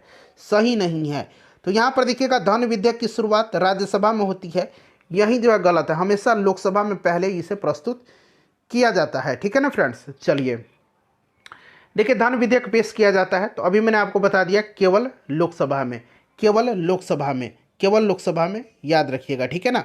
चलिए अगला प्रश्न है हमारा, कोई भी विधेयक धन विधेयक है या नहीं, इसका निर्णय कौन करता है? लोकसभा के स्पीकर करता है। चलिए लेखानुदान बना है, लेखानुदान जो है यह बना हुआ है, लेखानुदान बजट पारित लंबित होने के कारण निधि आवंटन हेतु बना है, ठीक है ना। तो ऑप्शन नंबर यहाँ पर सी राइट आंसर हो जाएगा। चलिए अगला प्रश्न करेंगे। अब देखिए अगला क्वेश्चन है कि लोक लेखा समिति अपनी रिपोर्ट प्रस्तुत करती है। तो देखिए लोक लेखा समिति जो होती है यह अपनी रिपोर्ट लोकसभा के अध्यक्ष को जो है सौंपती है। लोक लेखा समिति, पब्लिक अकाउंट कमेटी, संसद की एक समिति है यह, ठीक है ना, और इसमें 22 सदस्य होते हैं लोक लेखा समिति में। 15 सदस्य जो होते हैं ये लोकसभा से होते हैं और 7 सदस्य राज्यसभा से होते हैं। ऑप्शन नंबर यहाँ पर देखिए राइट आंसर क्या हो जाएगा इसका? ऑप्शन नंबर बी हो जाएगा, लोकसभा के स्पीकर को। चलिए उसके बाद देखिएगा कि निम्नलिखित कथनों में से कौन सा एक सही नहीं है, कौन सा एक सही नहीं है। चलिए बताइए कौन सा सही नहीं है। तो देखिए फ्रेंड्स, सर्वोच्च न्यायालय का गठन 1950 में हुआ तो सही है। सर्वोच्च न्यायालय देश की उच्चतम अदालत है जिसमें अपील की जाती है, बिल्कुल ये करेक्ट है। सर्वोच्च न्यायालय कोर्ट मार्शल को छोड़ करके अन्य किसी भी उच्च न्यायालय अदालतों की सुनवाई कर सकता है। अब यहाँ पर देखिएगा स्वतंत्र सेना न्यायाधिकरण अधिनियम 2007 के प्रावधान के अनुसार कोर्ट मार्शल की अपील सर्वोच्च न्यायालय में की जा सकती है। तो यहाँ पर छोड़ करके बोला है तो ये गलत होगा, ये भी स्टेटमेंट सही है। पूछा कौन सा सही नहीं है, तो option number C right answer होगा इसका। चलिए सर्वोच्च न्यायालय है एक, तो देखिए सर्वोच्च न्यायालय जो है यह एक क्या है? संघीय न्यायालय है। यह एक मानवाधिकारों का संरक्षक भी है, संविधान का अंतिम विवेचक भी है, इसीलिए एक से अधिक इसका राइट आंसर हो जाएगा, ठीक है ना। चलिए संघीय न्यायालय, मानवाधिकारों का संरक्षक और अंतिम विवेचक। देखिए राज्य सरकार का कार्यकारी अध्यक्ष यानी कि संवैधानिक प्रमुख कौन होता है? राज्य सरकार के, केंद्र सरकार का तो राष्ट्रपति हो जाता है, राज्य सरकार का राज्यपाल होगा। राज्यपाल इसका राइट आंसर हो जाएगा, ठीक है ना। संविधान का अनुच्छेद 154(1) के अनुसार, 154(1) के अनुसार राज्य की कार्यपालिका शक्ति राज्यपाल में निहित होगी, जिसका प्रयोग वह इस संविधान के अनुसार स्वयं या अपने अधीनस्थ अधिकारियों के द्वारा करेगा। एक उच्च न्यायालय का न्यायाधीश अपना त्यागपत्र संबोधित करता है। उच्च न्यायालय का न्यायाधीश अपना त्यागपत्र राष्ट्रपति को संबोधित करता है, राष्ट्रपति राइट आंसर हो जाएगा इसका। चलिए उसके बाद देखिएगा कि भारत में चलित न्यायालय जिसको कि मोबाइल कोर्ट कहा जाता है, इसका मानसपुत्र है, मानसपुत्र, ठीक है ना। तो मोबाइल कोर्ट का मानसपुत्र जो है ये स्वयं डॉक्टर APJ अब्दुल कलाम है। Option number C right answer हो जाएगा। 2007 में हरियाणा के मेवात जिले में जो है, मेवात जिले में एक जगह है पुन्हाना, ठीक है ना, पुन्हाना में देश की पहली मोबाइल कोर्ट यानी कि जो आपका चलित न्यायालय है इसका उद्घाटन किया गया था और इसका शुभारंभ भारत के तत्कालीन न्यायाधीश KG बालकृष्णन ने किया था। और इस प्रकार के न्यायालयों की परिकल्पना सर्वप्रथम भूतपूर्व राष्ट्रपति डॉक्टर APJ अब्दुल कलाम जी का है। चलिए, किस अनुच्छेद के अनुसार भारत के राष्ट्रपति द्वारा राष्ट्रीय आपातकाल की घोषणा की जाती है? राष्ट्रीय आपातकाल 352, राज्यों में राष्ट्रपति शासन 356, वित्तीय आपातकाल 360। चलिए उसके बाद देखिएगा कि केंद्र और राज्य की व्यवस्थापिकाओं के लिए मतदान की न्यूनतम उम्र सीमा 21 वर्ष से घटाकर के 18 वर्ष किया गया, किस संविधान संशोधन के अंतर्गत? तो फ्रेंड्स यह कब किया गया था बताएंगे सभी लोग, इसका करेक्ट आंसर क्या होगा? तो देखिए फ्रेंड्स, इसका जो राइट आंसर हो जाएगा वो कौन सा हो जाएगा? तो फ्रेंड्स यह किया गया था आपका 61वां संविधान संशोधन 1989 में, ठीक है ना, ध्यान रखिएगा। और फ्रेंड्स देखिए यह 1989 से ही प्रभावी हुआ था, इसे भी आप ध्यान रखिएगा। और 1989 में 9वीं लोकसभा हुई थी, उसमें इसका प्रयोग भी किया गया था। चलिए, CDP और NES के पुनर्गठन के लिए 1957 में NDC द्वारा स्थापित समिति का नाम बताएं जिसने ग्रामीण स्थानीय सरकार की त्रिस्तरीय प्रणाली का सुझाव दिया था। त्रिस्तरीय प्रणाली का सुझाव किसने दिया था? तो ये भली भांति आपको भी पता है फ्रेंड्स, यह दिया था किसने? अब यहाँ पर देखिए CDP दिया हुआ है ना, तो इसका सामुदायिक विकास कार्यक्रम है, ठीक है। और एक है यहाँ पर NES का मतलब है राष्ट्रीय विस्तार योजना, ठीक है। और त्रिस्तरीय जो प्रणाली है ये बलवंत राय मेहता ने दिया था। Option number A right answer हो जाएगा। देखिए, निम्नलिखित विशेषताओं में से केंद्रीय शासन व्यवस्था के लिए कौन सी सही नहीं है? कौन सा सही नहीं है? तो यहाँ पर देखेंगे राइट आंसर इसका क्या हो जाएगा? तो यहाँ पर देखिएगा केंद्रीय शासन व्यवस्था में त्वरित निर्णय, लचीलापन और कानून की एकरूपता का परिचायक है, ठीक है ना। और यहाँ पर देखिए बड़े देशों के लिए आदर्श, बड़े देशों के लिए आदर्श नहीं, छोटे देशों के लिए आदर्श व्यवस्था होती है। तो ये वाला गलत है, कौन सा सही नहीं है? तो ऑप्शन नंबर यहाँ पर सी राइट आंसर हो जाएगा।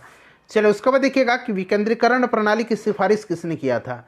विकेंद्रीकरण प्रणाली की सिफारिश जो है किया था किसने? तो बलवंत राय मेहता ने 1957 में पंचायती राज पर अपनी सिफारिश इन्होंने प्रस्तुत किया था और जिसमें 1957 में इन्होंने प्रजातांत्रिक विकेंद्रीकरण की सिफारिश किया। और इसके अनुसार त्रिस्तरीय पंचायती राज का इन्होंने गठन का जो है जैसे जिला स्तर पर, ब्लॉक स्तर पर और ग्राम स्तर पर इन्होंने सिफारिश किया था। अशोक मेहता समिति ने निम्नलिखित में से सिफारिश किया था। अशोक मेहता समिति 1977 में गठित हुआ था, ठीक है ना, और 1978 में अपनी रिपोर्ट इन्होंने प्रस्तुत किया था ये समिति ने। और इन्होंने पंचायत जो है पंचायती राज उसके लिए त्रिस्तरीय प्रतिमान के स्थान पर द्विस्तरीय प्रतिमान की संस्तुति किया था, द्विस्तरीय, ठीक है ना। तो यहाँ पर आपका द्विस्तरीय option number B right answer हो जाएगा। देखिए अगला प्रश्न है कि भारत में ब्लॉक स्तर पर बनी पंचायत समिति केवल है। तो देखिए यहाँ पर ये आपका ब्लॉक स्तर पर बनी पंचायत समिति केवल है। तो फ्रेंड्स यह जो है केवल एक प्रकार की प्रशासनिक प्राधिकरण है, ठीक है ना, प्रशासनिक प्राधिकरण या प्रशासनिक प्राधिकारी कहिए। तो यहाँ पर देखिएगा आपका option number D right answer हो जाएगा। चलिए, निम्न में से कौन संयुक्त राष्ट्र की सुरक्षा परिषद का अस्थायी सदस्य नहीं है? अस्थायी सदस्य मैंने आपको बताया था 5 अस्थायी सदस्य हैं, ठीक है ना, और 10 जो होते हैं अस्थायी सदस्य होते हैं। तो 5 अस्थायी सदस्य में कौन कौन से देश हैं? तो अमेरिका, ब्रिटेन, रूस, फ्रांस और चाइना है, इसमें जर्मनी नहीं है। चलिए उसके बाद देखिए किस देश की सरकारी रिपोर्ट को येलो बुक कहा जाता है? तो येलो बुक जो है यह किस देश की सरकारी रिपोर्ट है बताइए? तो देखिए फ्रेंड्स येलो बुक जो है ये आपका फ्रांस की सरकारी रिपोर्ट है, ठीक है ना। वाइट बुक जर्मनी की सरकारी रिपोर्ट है, ग्रीन बुक इटली की सरकारी रिपोर्ट है। तो इसे भी आप याद रखिएगा, ठीक है ना। वाइट पेपर जो है ब्रिटेन का है, भारत की सरकारी रिपोर्ट वाइट पेपर ब्रिटेन और भारत का है white paper, white book Germany का है, ठीक है ना, और ग्रीन बुक इटली का है। चलिए अगला प्रश्न हमारे कि भारत के प्रथम विधि विश्वविद्यालय की स्थापना अगस्त 1987 में कहाँ हुई थी? तो 1987 में इसकी स्थापना बेंगलुरु में हुई थी, ठीक है ना। बेंगलुरु में भारत के प्रथम विधि विश्वविद्यालय national law school of India की स्थापना अगस्त 1987 में हुई थी। Option number C right answer हो जाएगा। देखिए, भारतीय संविधान को संविधान सभा द्वारा अंगीकृत किया गया था, तो मैंने आपको स्टार्टिंग में ही बता दिया था 26 नवंबर 1949 को, और इसीलिए 26 नवंबर के दिन जो है यह आपका क्या मनाया जाता है भारत में? 26 नवंबर के दिन बताइए संविधान दिवस मनाया जाता है। ठीक है, चलिए अगला प्रश्न हमारा कि भारतीय संविधान दिवस मनाया जाता है, तो प्रश्न आ गया 26 नवंबर के दिन। अगला प्रश्न करिएगा कि भारतीय संविधान को अपनाया गया था। भारतीय संविधान को अपनाया गया था, तो भारतीय संविधान को अपनाया गया था संविधान सभा के द्वारा। ठीक है ना, संविधान सभा के द्वारा। चलिए, भारत में लौकिक सार्वभौमिकता है क्योंकि संविधान की प्रस्तावना आरंभ होती है, तो संविधान की प्रस्तावना जो है यह आरंभ होती है एक सार्वभौमिक समाजवादी धर्मनिरपेक्ष प्रजातांत्रिक गणतंत्र से। ठीक है ना, हमारी प्रस्तावना। और इसमें से अगर हम बात करें तो राइट आंसर क्या हो जाएगा? ऑप्शन नंबर यहाँ पर बताइए, करेक्ट आंसर इसका क्या हो जाएगा? लौकिक सार्वभौमता है। बताइए राइट आंसर क्या होगा? तो ऑप्शन नंबर डी हो जाएगा, हम भारत के लोग शब्द से। ठीक है ना, और भारतीय संविधान की प्रस्तावना में भारत को किस रूप में घोषित किया गया? तो अभी मैंने बताया था एक सार्वभौम समाजवादी धर्मनिरपेक्ष प्रजातांत्रिक गणराज्य। चलिए, भारत में प्रजातंत्र इस तथ्य पर आधारित है कि जनता को सरकारों को चुनने तथा बदलने का अधिकार प्राप्त है। Option number C. देखिए, भारतीय संविधान की 10वीं अनुसूची का संबंध है। 10वीं अनुसूची जो है यह संबंधित किससे है? 10वीं अनुसूची बताइए, 10वीं अनुसूची का संबंध दल बदल विरोधी कानून से। Option number D right answer हो जाएगा। और देखिए, संविधान का जो 52वां संविधान संशोधन हुआ था 1985 में, इसी के द्वारा इसको जोड़ा गया। चलिए, उसके बाद देखिएगा कि भूमि सुधार खाली स्थान दिया गया कि विषयों के अंतर्गत है। भूमि सुधार जो है यह राज्य सूची के विषय के अंतर्गत है, राज्य सूची का। देखिए, भारतीय नागरिकता नहीं प्राप्त की जा सकती है, तो भारतीय नागरिकता जो है यह प्राप्त की जा सकती है जन्म के द्वारा, देशीकरण के द्वारा, किसी भूभाग के सम्मेलन के द्वारा, रजिस्ट्री के द्वारा। भारतीय बैंक में धन जमा करके आप भारत की नागरिकता प्राप्त नहीं कर सकते हैं, इस चीज़ को ध्यान रख सकते हैं आप। चलिए, भारतीय संविधान की प्रकृति क्या है? भारतीय संविधान की प्रकृति क्या है? चलिए बताएंगे सभी लोग, इसका करेक्ट आंसर क्या होगा?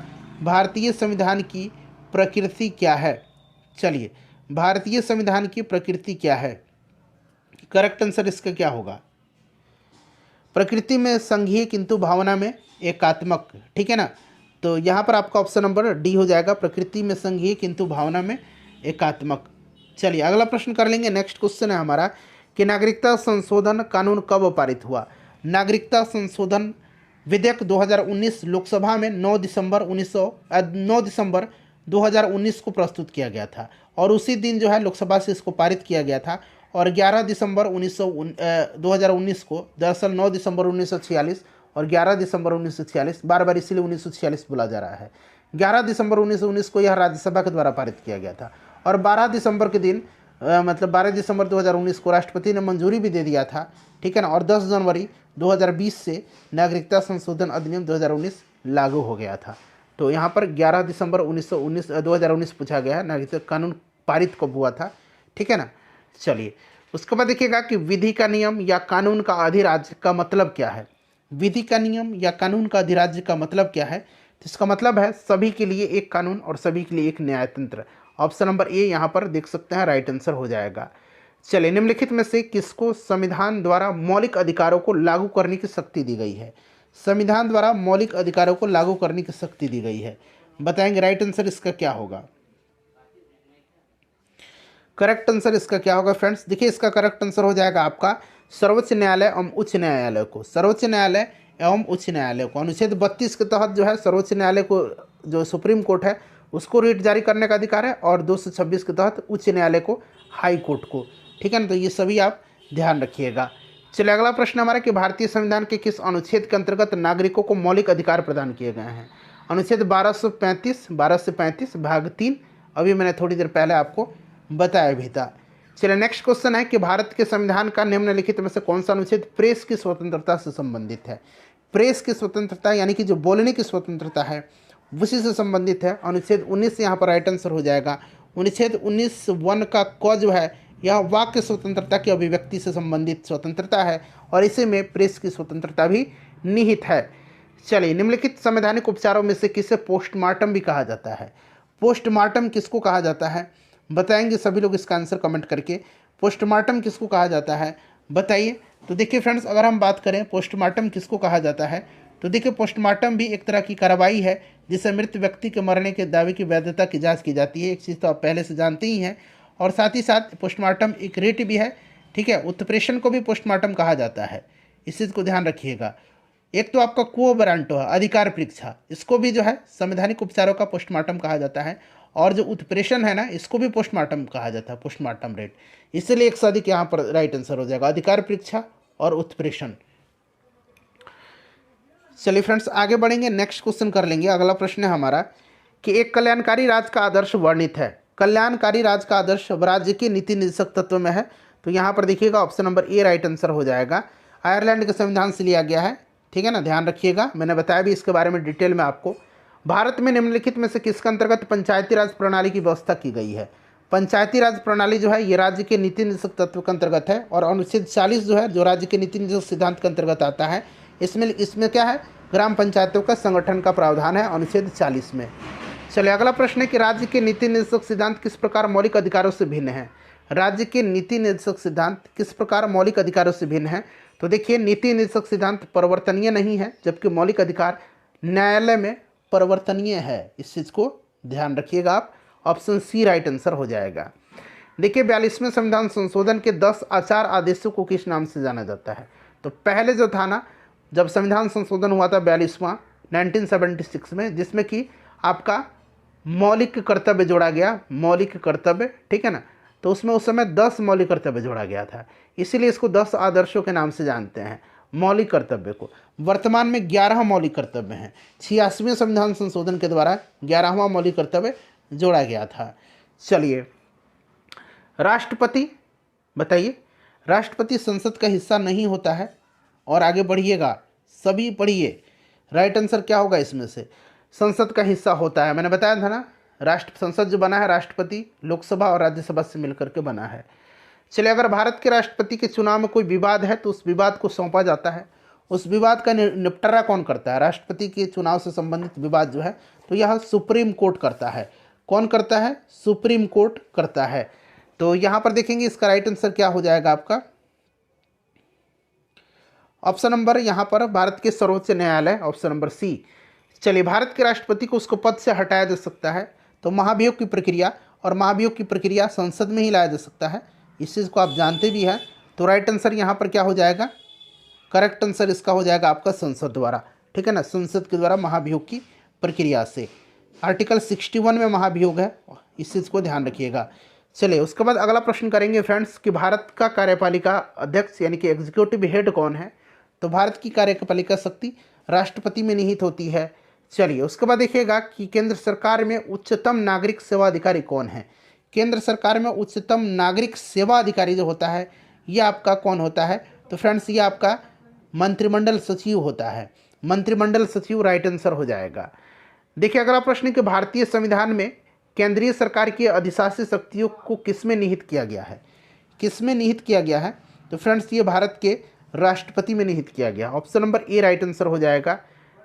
देखिए, राष्ट्रपति राष्ट्रीय आपातकाल की घोषणा कर सकता है, राष्ट्रीय आपातकाल की घोषणा कर सकता है। तो अनुच्छेद 352 के अनुसार राष्ट्रीय आपातकाल की घोषणा राष्ट्रपति करता है। और ऐसा वह किस आधार पर करता है। तो हथियारबंद विद्रोह के आधार पर, यानी कि सशस्त्र विद्रोह, बाह्य आक्रमण अथवा युद्ध के आधार पर। तो इस तरह से देखिए, ऊपर वर्णित सभी कारणों के आधार पर कर सकता है। चलिए, प्राय किसकी सलाह पर राज्य में राष्ट्रपति शासन लागू किया जाता है। किसकी सलाह पर राष्ट्रपति शासन राज्यों में लागू किया जाता है। तो फ्रेंड्स, यह राज्यपाल की सलाह पर। आर्टिकल 356 मैंने बताया था, राज्य में राष्ट्रपति शासन से संबंधित है। तो यह आपका राज्यपाल गवर्नर हो जाएगा। भारतीय संविधान भारत के राष्ट्रपति को अधिकार नहीं देता है। नहीं देता अधिकार, कौन सा अधिकार नहीं देता है। तो यह आपके राज्य के मुख्यमंत्री की नियुक्ति, यह आपके राज्यपाल के द्वारा राष्ट्रपति के अधिकार को नहीं देता, नहीं करता राष्ट्रपति, राज्यपाल का नियुक्ति करता है राष्ट्रपति, ठीक है ना। चलिए, उसके बाद नेक्स्ट क्वेश्चन है हमारा कि भारत के राष्ट्रपति को यह अधिकार नहीं प्राप्त है कि वह क्षमादान करे। बिल्कुल है, सर्वोच्च न्यायालय के न्यायाधीश को हटाएं, ये नहीं। बाकी देखिए, आपातकाल की घोषणा कर सकता है और अध्यादेश अनुच्छेद 123 के तहत अध्यादेश भी जारी करता है। सर्वोच्च न्यायालय के न्यायाधीश को नहीं हटा सकता है, option number B. Right answer हो जाएगा। ठीक है ना। सर्वोच्च न्यायालय के न्यायाधीश को उसके पद से तब तक नहीं हटाया जाएगा जब तक साबित कदाचार या असमर्थता के आधार पर ऐसे हटाए जाने के लिए संसद के प्रत्येक सदन द्वारा अपनी कुल सदस्य संख्या के बहुमत द्वारा तथा उपस्थित और मत देने वाले सदस्यों का कम से कम 2/3 बहुमत द्वारा समर्पित समावेदन राष्ट्रपति के समक्ष उसी सत्र में रखे जाने पर राष्ट्रपति उससे हटाने का आदेश नहीं दिया है तब। चलिए उसके बाद देखिए कौन सा कथन असत्य है, इसमें से असत्य कथन बताना है। तो इसमें से देखिएगा उपराष्ट्रपति का चुनाव भारत का राष्ट्रपति करता है, नहीं, ऑप्शन सी राइट आंसर हो जाएगा, ये गलत दिया गया है। ठीक है ना। उपराष्ट्रपति का चुनाव संसद के दोनों सदनों के सदस्यों द्वारा अनुपातिक प्रतिनिधित्व पद्धति के अनुसार एकल संक्रमणीय मत प्रणाली के द्वारा होता है। भारत का प्रधानमंत्री मुख्य है, तो भारत का जो प्रधानमंत्री मुख्य होता है ये केंद्रीय सरकार का मुख्य है। देखिए नेक्स्ट क्वेश्चन है हमारा कि संघीय मंत्री परिषद के मंत्री उत्तरदायी होते हैं। संघीय मंत्री परिषद के जो मंत्री होते हैं यह लोकसभा के प्रति यानी कि संसद के प्रति उत्तरदायी होते हैं। एक मिनट रुकिए, केवल लोकसभा के प्रति भी यहाँ पर ऑप्शन में दिया गया है, इसीलिए केवल लोकसभा के प्रति उत्तरदायी होते हैं। चलिए भारतीय वैसे आपको याद रखना है लोकसभा के प्रति, ठीक है ना। चलिए भारतीय राजनीतिक व्यवस्था में कार्यपालिका किसके अधीन रह करके कार्य करती है? कार्यपालिका किसके अधीन रह करके? तो कार्यपालिका विधायिका के अधीन रह करके, विधायिका के अधीन रह करके कार्य करती है। इस चीज़ को आप ध्यान रखिएगा। चलिए नेक्स्ट क्वेश्चन करेंगे। भारत में संसदनात्मक शासन प्रणाली अपनाई गई है और भारतीय राजनीतिक व्यवस्था में कार्यपालिका विधायिका के अधीन रह करके कार्य करती है। देखिए सरकार की संसदीय व्यवस्था के विषय में निम्नलिखित में से कौन सा कथन सही है? संसदीय व्यवस्था के विषय में, संसदीय व्यवस्था के विषय में कौन सा कथन सही है? तो देखिए शासन प्रणाली की सामान्यतः 2 पद्धति हैं, एक संसदीय और एक अध्यक्षीय। भारत में ग्रेट ब्रिटेन का अनुसरण करते हुए संसदीय प्रणाली व्यवस्था को अपनाया गया है और संसदीय शासन व्यवस्था में व्यवस्थापिका के सदस्य ही कार्यपालिका का गठन करते हैं और कार्यपालिका व्यवस्थापिका के प्रति उत्तरदायी होती है और संसदनात्मक शासन व्यवस्था में कार्यपालिका विधायिका द्वारा नियंत्रित होती है और राष्ट्रपति न्यायपालिका के प्रति जवाबदेह नहीं होता है। इसलिए यहाँ पर देखिए ऑप्शन नंबर ई करेक्ट आंसर इसका हो जाएगा। चलिए उसके बाद नेक्स्ट क्वेश्चन हमारे कि भारत का प्रधानमंत्री किसके प्रति जवाबदेह है? तो भारत का प्रधानमंत्री चूंकि यह मंत्रिपरिषद का ही हिस्सा है और मंत्रिपरिषद लोकसभा के प्रति उत्तरदायी होती है, तो लोकसभा राइट आंसर होगा। देखिए संविधान में मंत्रिमंडल शब्द का एक ही बार प्रयोग हुआ है और वह कहाँ पर हुआ है?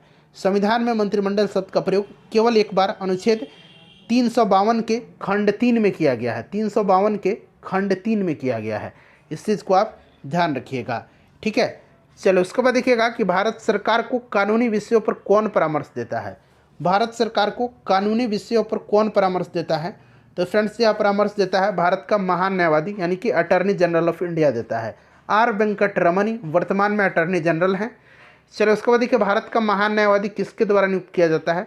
तो आर्टिकल 76 के अनुसार 76 के अनुसार राष्ट्रपति के द्वारा। राष्ट्रपति के प्रसाद पर्यंत यह पद धारण करता है। इस चीज़ को ध्यान रखिएगा, राष्ट्रपति राइट आंसर हो जाएगा। नेक्स्ट क्वेश्चन है कि आज़ादी के बाद भाषा के आधार पर भारत के राज्यों का पुनर्गठन किस वर्ष हुआ था? भाषाई आधार पर गठित पहला राज्य आंध्र प्रदेश है, ठीक है ना फ्रेंड्स। इसका राइट आंसर क्या हो जाएगा आपका? ऑप्शन नंबर यहाँ पर देखिए 1956 में पारित किया गया था राज्य पुनर्गठन अधिनियम, और जिसमें भाषा के आधार पर राज्यों का पुनर्गठन का प्रावधान किया गया, ठीक है। तो आज़ादी के बाद भाषा के आधार पर भारत के राज्यों का पुनर्गठन किस वर्ष हुआ? 1956 में, ठीक है ना। तो ऑप्शन नंबर यहाँ पर सी राइट आंसर होगा। देखिए लोकसभा का सदस्य चुने जाने के लिए व्यक्ति को किस आयु से कम नहीं होना चाहिए? लोकसभा के लिए 25 वर्ष और राज्यसभा के लिए 30 वर्ष। उसी प्रकार से विधानसभा के लिए 25 और विधान परिषद के लिए 30। राष्ट्रपति बनने के लिए, राज्यपाल बनने के लिए, उपराष्ट्रपति बनने के लिए 35 वर्ष की आयु।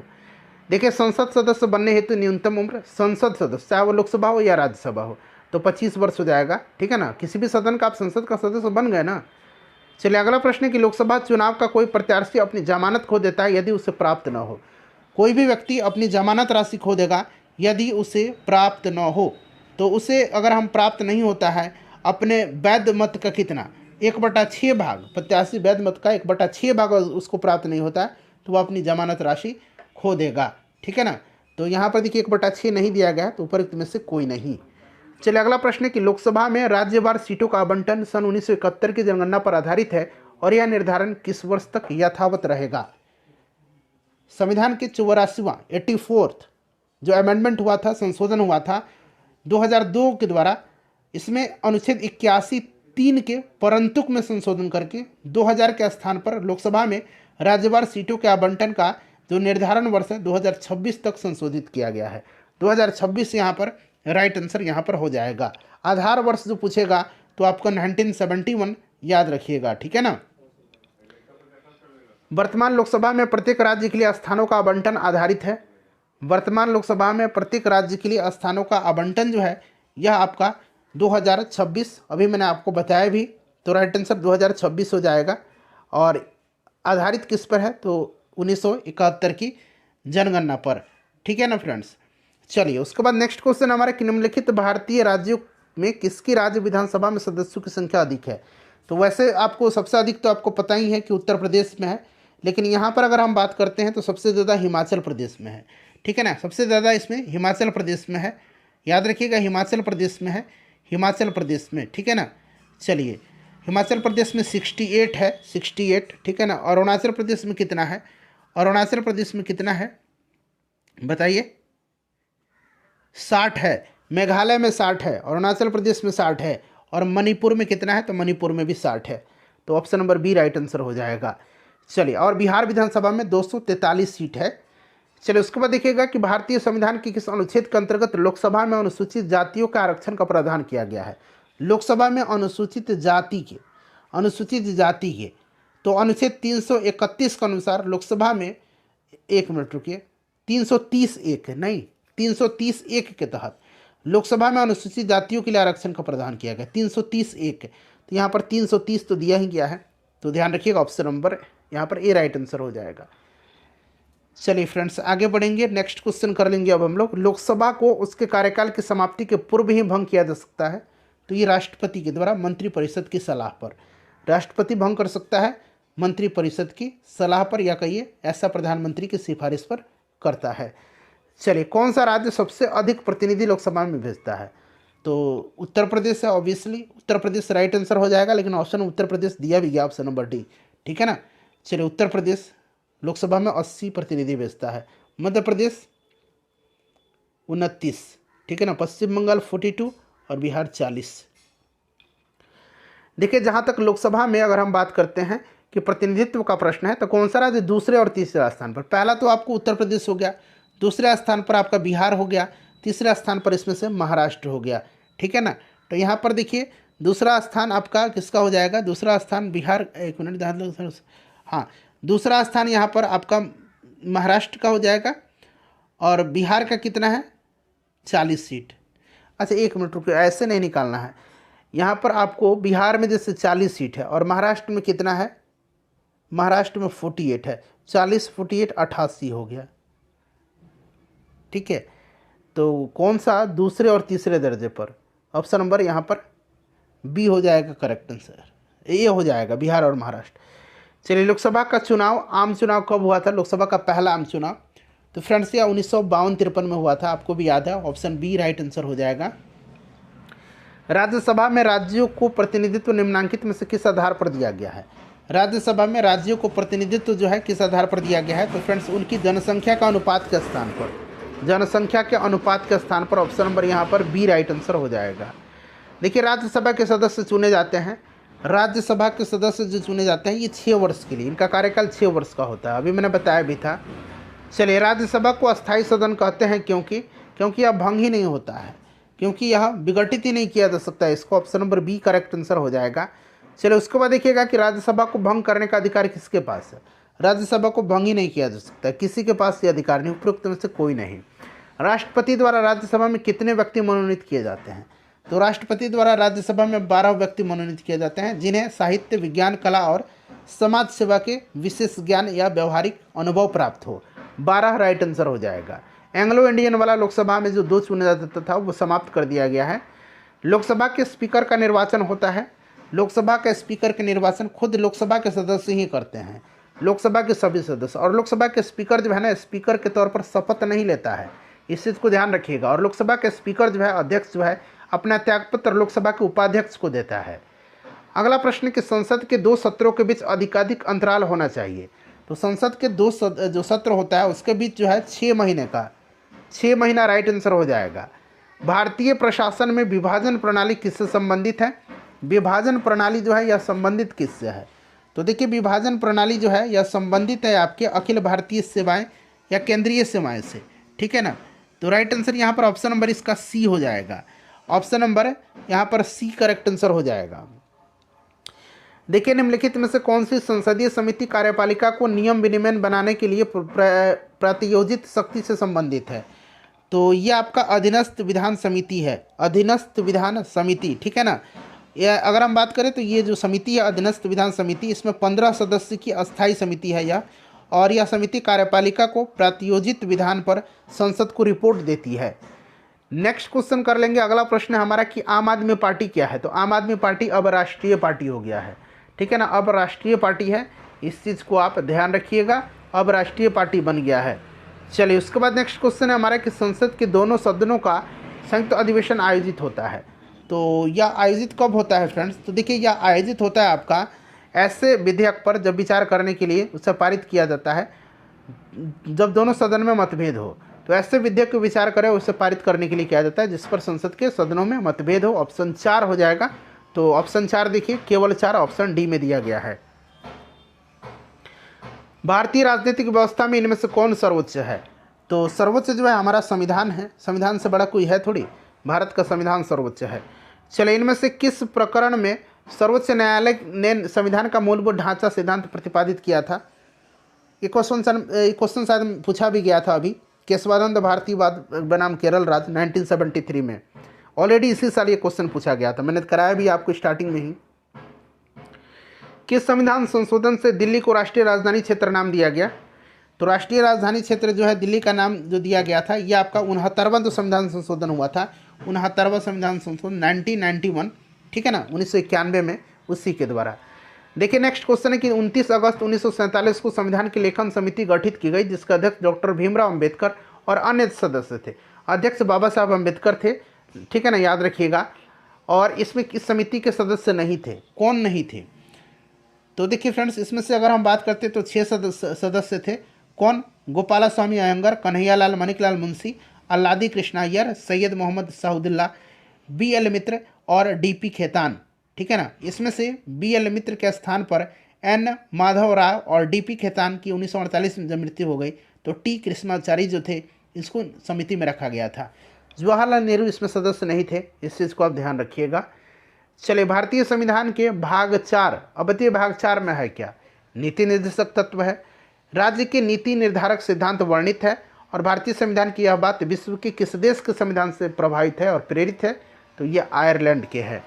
चलिए नेक्स्ट क्वेश्चन करेंगे। अब देखिए फ्रेंड्स अगला प्रश्न है कि भारतीय संविधान की किस सूची में शपथ या शपथ पत्र के प्रारूप दिए गए हैं? तो फ्रेंड्स यह तीसरी अनुसूची में दिया गया। Option number B right answer हो जाएगा, तीसरी अनुसूची में, ठीक है ना, ध्यान रखिएगा, तीसरी अनुसूची में। चलिए उसके बाद नेक्स्ट क्वेश्चन है 5वीं और 6ठी अनुसूची मैंने आपको बताया था, उसको आप जरूर याद रखिएगा। देखिए भारतीय संविधान का कौन सा अनुच्छेद सर्वोच्च न्यायालय के मूल अधिकार क्षेत्र को परिभाषित करता है? मूल अधिकार क्षेत्र को परिभाषित करता है। तो देखिए अनुच्छेद 131 जो है यह सर्वोच्च न्यायालय के मूल अधिकार क्षेत्र या आरंभिक अधिकारिता, ओरिजिनल जुरिडिक्शन जो है उसको परिभाषित करता है। तो यहाँ पर देखिए ऑप्शन नंबर सी हो जाएगा 131। देखिए संसद के सत्रावसान के समय अध्यादेश जारी करने की शक्ति किसमें निहित है? तो देखिए फ्रेंड्स राइट आंसर आपका राष्ट्रपति हो जाएगा। अनुच्छेद 123 के तहत संसद के सत्रावसान के समय अध्यादेश जारी करने की शक्ति राष्ट्रपति के पास है। चलिए सिक्किम भारत का एक राज्य बनाया गया था, तो मैंने स्टार्टिंग में ही बता दिया था 1975 में भारत का 22वां राज्य बना था। और यह कौन सा संशोधन था? तो यहाँ पर देखिए 35वां संविधान संशोधन दिया गया है। हालांकि 36वां संविधान संशोधन मैंने बताया था, इसके द्वारा सिक्किम को भारत का जो है दर्जा प्रदान किया गया था, राज्य बनाया गया था।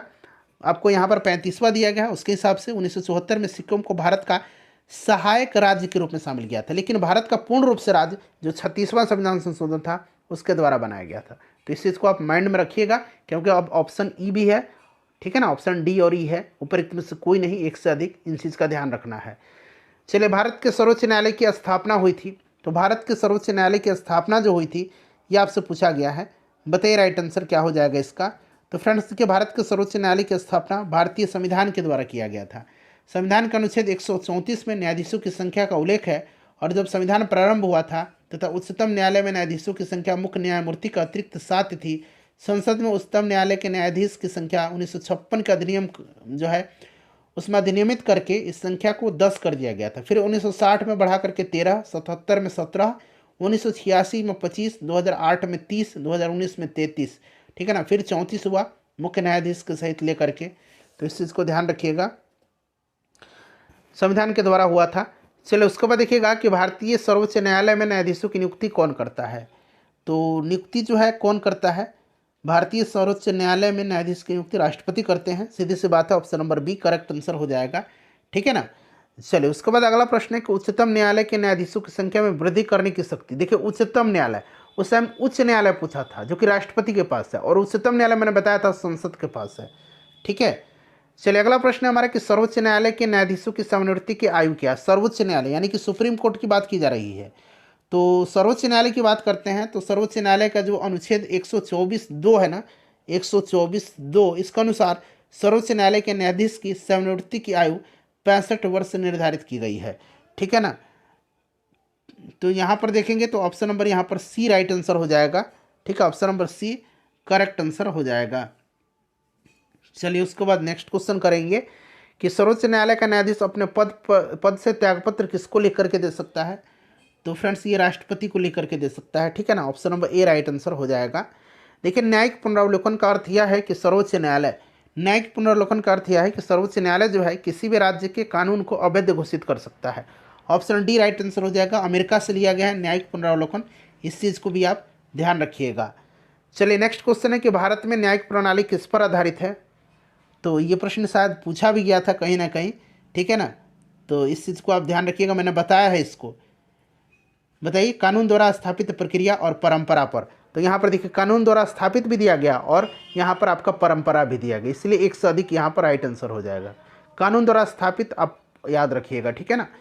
चलिए उसके बाद देखिएगा कि कौन राज्य का कार्यकारी अध्यक्ष संवैधानिक प्रमुख है। तो राज्य का जो है राज्यपाल होता है, इस चीज़ को मैंने बताया भी था कि राज्य का राज्यपाल है और केंद्र का राष्ट्रपति होता है। किसी राज्य का राज्यपाल नियुक्त किया जाता है तो राज्य का किसी भी राज्यपाल जो है ये राष्ट्रपति के प्रसाद पर्यंत यह पद धारण करता है, ठीक है ना, तो राष्ट्रपति के द्वारा। चलिए नेक्स्ट क्वेश्चन है कि भारतीय संविधान के अनुसार राज्यों की विधायिका में सम्मिलित है। विधायिका में सम्मिलित जो है यह कौन है। तो विधायिका में सम्मिलित जो है राज्यपाल, विधानमंडल और विधान परिषद, जहाँ पर विधान परिषद है, ठीक है ना। तो ऑप्शन नंबर 4, तो देखिए कहाँ पर दिया गया, केवल 4 ऑफ डी में दिया गया है। नेक्स्ट क्वेश्चन है हमारा कि भारत में राज्य विधान पालिकाओं यानी कि स्टेट लेजिस्लेटिव्स का उच्च सदन कौन सा है। तो उच्च सदन आपका विधान परिषद है और निम्न सदन विधान सभा होता है, इस चीज़ को ध्यान रखिएगा, विधान पालिका परिषद। चलिए राज्य विधान परिषद के सदस्य निम्नलिखित में से किस श्रेणी में नहीं चुने जाते हैं। रिसेंटली पूछा गया प्रश्न है, तो उद्योगपति श्रेणी से ये नहीं चुने जाते हैं, ठीक है ना, उद्योगपति श्रेणी से ये नहीं चुने जाते हैं, ध्यान रखिएगा आप, क्लियर ना। चलिए 1/12 सदस्य जो होता है सदस्य, ये न्यूनतम 3 वर्ष से स्नातकों द्वारा 1/12 सदस्य को 3 वर्ष के अध्यापन कर रहे लोग चुनेंगे। 1/3 स्थानीय निकाय के द्वारा 1/3 सदस्यों को विधानसभा के सदस्य, ठीक है ना, और 6 सदस्य को राज्यपाल नामांकित करते हैं। अगला प्रश्न है कि किसी राज्य में विधान परिषद की संरचना अथवा विघटन किया जा सकता है। तो देखिए विघटन किया जाता है ये संसद के द्वारा, केंद्रीय संसद के द्वारा। हालांकि अनुच्छेद जो 169(1) है इसका अनुसार किसी राज्य में विधान परिषद की संरचना या विघटन का अधिकार संसद को है। संसद ऐसा तब कर सकेगा जब ऐसा प्रस्ताव राज्य विधानसभा की कुल सदस्य संख्या के बहुमत द्वारा तथा उपस्थित और मतदान करने वाले सदस्यों की संख्या के कम से कम 2/3 बहुमत द्वारा पारित हो तब, लेकिन ये संसद के पास ही अधिकार है। निम्नलिखित राज्यों में से कहाँ विधान परिषद है। विधान परिषद 6 राज्य जो है याद रखिएगा, राज्य पूछा गया है तो आपको बिहार, महाराष्ट्र, कर्नाटक, उत्तर प्रदेश, आंध्र प्रदेश, तेलंगाना, क्लियर। चलिए तो राइट आंसर इसका क्या हो जाएगा फ्रेंड्स, यहाँ पर ऑप्शन नंबर डी हो जाएगा, केवल 4, यहाँ पर बिहार दिया गया है। चलिए भारतीय संविधान के निम्नलिखित अनुच्छेदों में से कौन राज्य की विधानसभाओं के निर्वाचन का प्रावधान प्रस्तुत करता है। विधानसभा का, तो यह अनुच्छेद 170 है, ठीक है ना, अनुच्छेद 170 विधानसभा की संरचना, अनुच्छेद 176 राज्यपाल का विशेष अभिभाषण, अनुच्छेद 178 विधानसभा का अध्यक्ष और उपाध्यक्ष इससे संबंधित है। यदि किसी राज्य की विधान सभा का अध्यक्ष स्पीकर पद त्याग चाहे तो अपना त्यागपत्र किसको देगा? तो स्पीकर जो है, अध्यक्ष जो है, ये उपाध्यक्ष को देगा। उपाध्यक्ष यहाँ पर करेक्ट आंसर हो जाएगा। भारत के संविधान का कौन सा अनुच्छेद भारतीय निर्वाचन आयोग की स्थापना से संबंधित है? निर्वाचन आयोग की स्थापना से संबंधित, इस चीज़ को ध्यान रखेंगे। यह अनुच्छेद जो है 324 है। 324 बिल्कुल करेक्ट आंसर हो जाएगा, ठीक है ना। चलिए अगला प्रश्न है हमारा कि भारत में यदि एक राज्य का चुनाव लागू किया जाता है, एक राज्य एक चुनाव, तो भारतीय संविधान के किस अनुच्छेद में संशोधन की आवश्यकता होगी? किस में संशोधन की आवश्यकता होगी, जरा आप मुझे कमेंट करके बताइए। तो फ्रेंड्स यहाँ पर देखिएगा, अगर इस तरह से होता है तो देखिए यहाँ पर अनुच्छेद 85 संसद के सत्र, सत्रावसान और विघटन, और अनुच्छेद 174 राज्य के विधानमंडल के सत्र, सत्रावसान और विघटन, और अनुच्छेद 356 राज्यों में संवैधानिक तंत्र की विफलता आदि अनुच्छेदों में संशोधन करना पड़ेगा। इसलिए एक से अधिक इसका राइट आंसर होगा।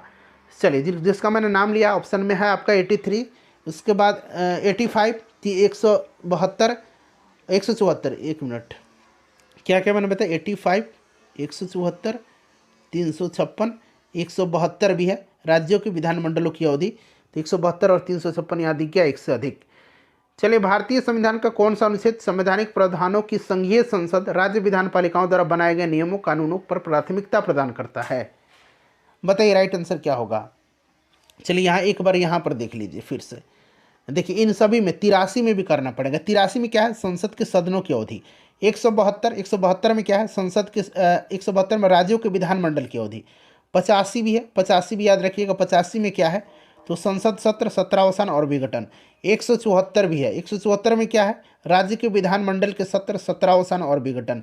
356 भी है, 356 में क्या है, तो राज्यों में संवैधानिक तंत्र की विफलता, ठीक है ना। 246 में क्या है, 246 नहीं है। तो इतना सारा मैंने बताया है, तो इसीलिए एक से अधिक राइट आंसर हो जाएगा। चलिए इसको मैंने बता दिया आपको, राइट आंसर इसका क्या हो जाएगा, ऑप्शन नंबर ए हो जाएगा 13, ठीक है ना। चलिए अनुच्छेद संवैधानिक प्रावधानों की संघीय संसद और राज्य विधान पालिकाओं द्वारा बनाए गए नियमों कानूनों पर प्राथमिकता प्रदान करता है। अनुच्छेद 13 राइट आंसर हो जाएगा।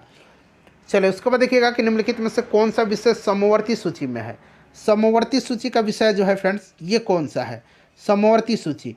तो इसमें से देखिए शिक्षा जो है, ये समवर्ती सूची का विषय है। शिक्षा राइट आंसर हो जाएगा, ध्यान रखिएगा इसमें से शिक्षा हो जाएगा, ठीक है। देखिए निम्न में से किस अनुच्छेद के अंतर्गत वित्त आयोग का गठन का प्रावधान है। वित्त आयोग अनुच्छेद 280 में, और अभी 16वां वित्त आयोग का अध्यक्ष जो है अरविंद पनगड़िया को नियुक्त किया गया है। इस चीज़ को आप याद रखिएगा।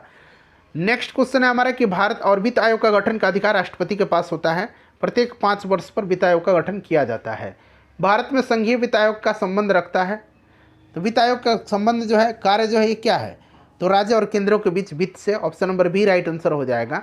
योजना आयोग, अच्छा अब योजना आयोग के स्थान पर नीति आयोग का स्थापना हुआ था। नीति आयोग की स्थापना 1 जनवरी 2015 को योजना आयोग का स्थान पर किया गया था। प्रश्न पूछ रहा है योजना आयोग की स्थापना कब हुई थी, तो 15 मार्च 1950 को योजना आयोग का स्थापना हुआ था, और इसके पहले अध्यक्ष पंडित जवाहरलाल नेहरू थे। इस चीज़ को ध्यान रखिएगा। चलिए तो ये 15 मार्च 1950। निम्न में से किस वर्ष जो है सरकारिया आयोग, जिसे केंद्र राज्य संबंधों में परिवर्तन की संस्तुति का अधिकार प्रदान किया गया था, अपना प्रतिवेदन जमा किया था। सरकारिया आयोग बताइएगा राइट आंसर क्या होगा इसका, करेक्ट आंसर इसका क्या होगा।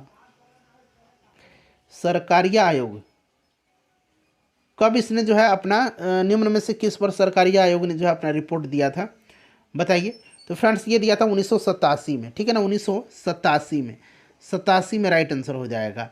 और देखिए 1983 में इसका गठन केंद्र सरकार ने सर्वोच्च न्यायालय के सेवानिवृत्त न्यायाधीश RS सरकारिया की अध्यक्षता में एक 3 सदस्यीय आयोग का गठन किया गया था, और इसने 1987 में अपना रिपोर्ट दिया था।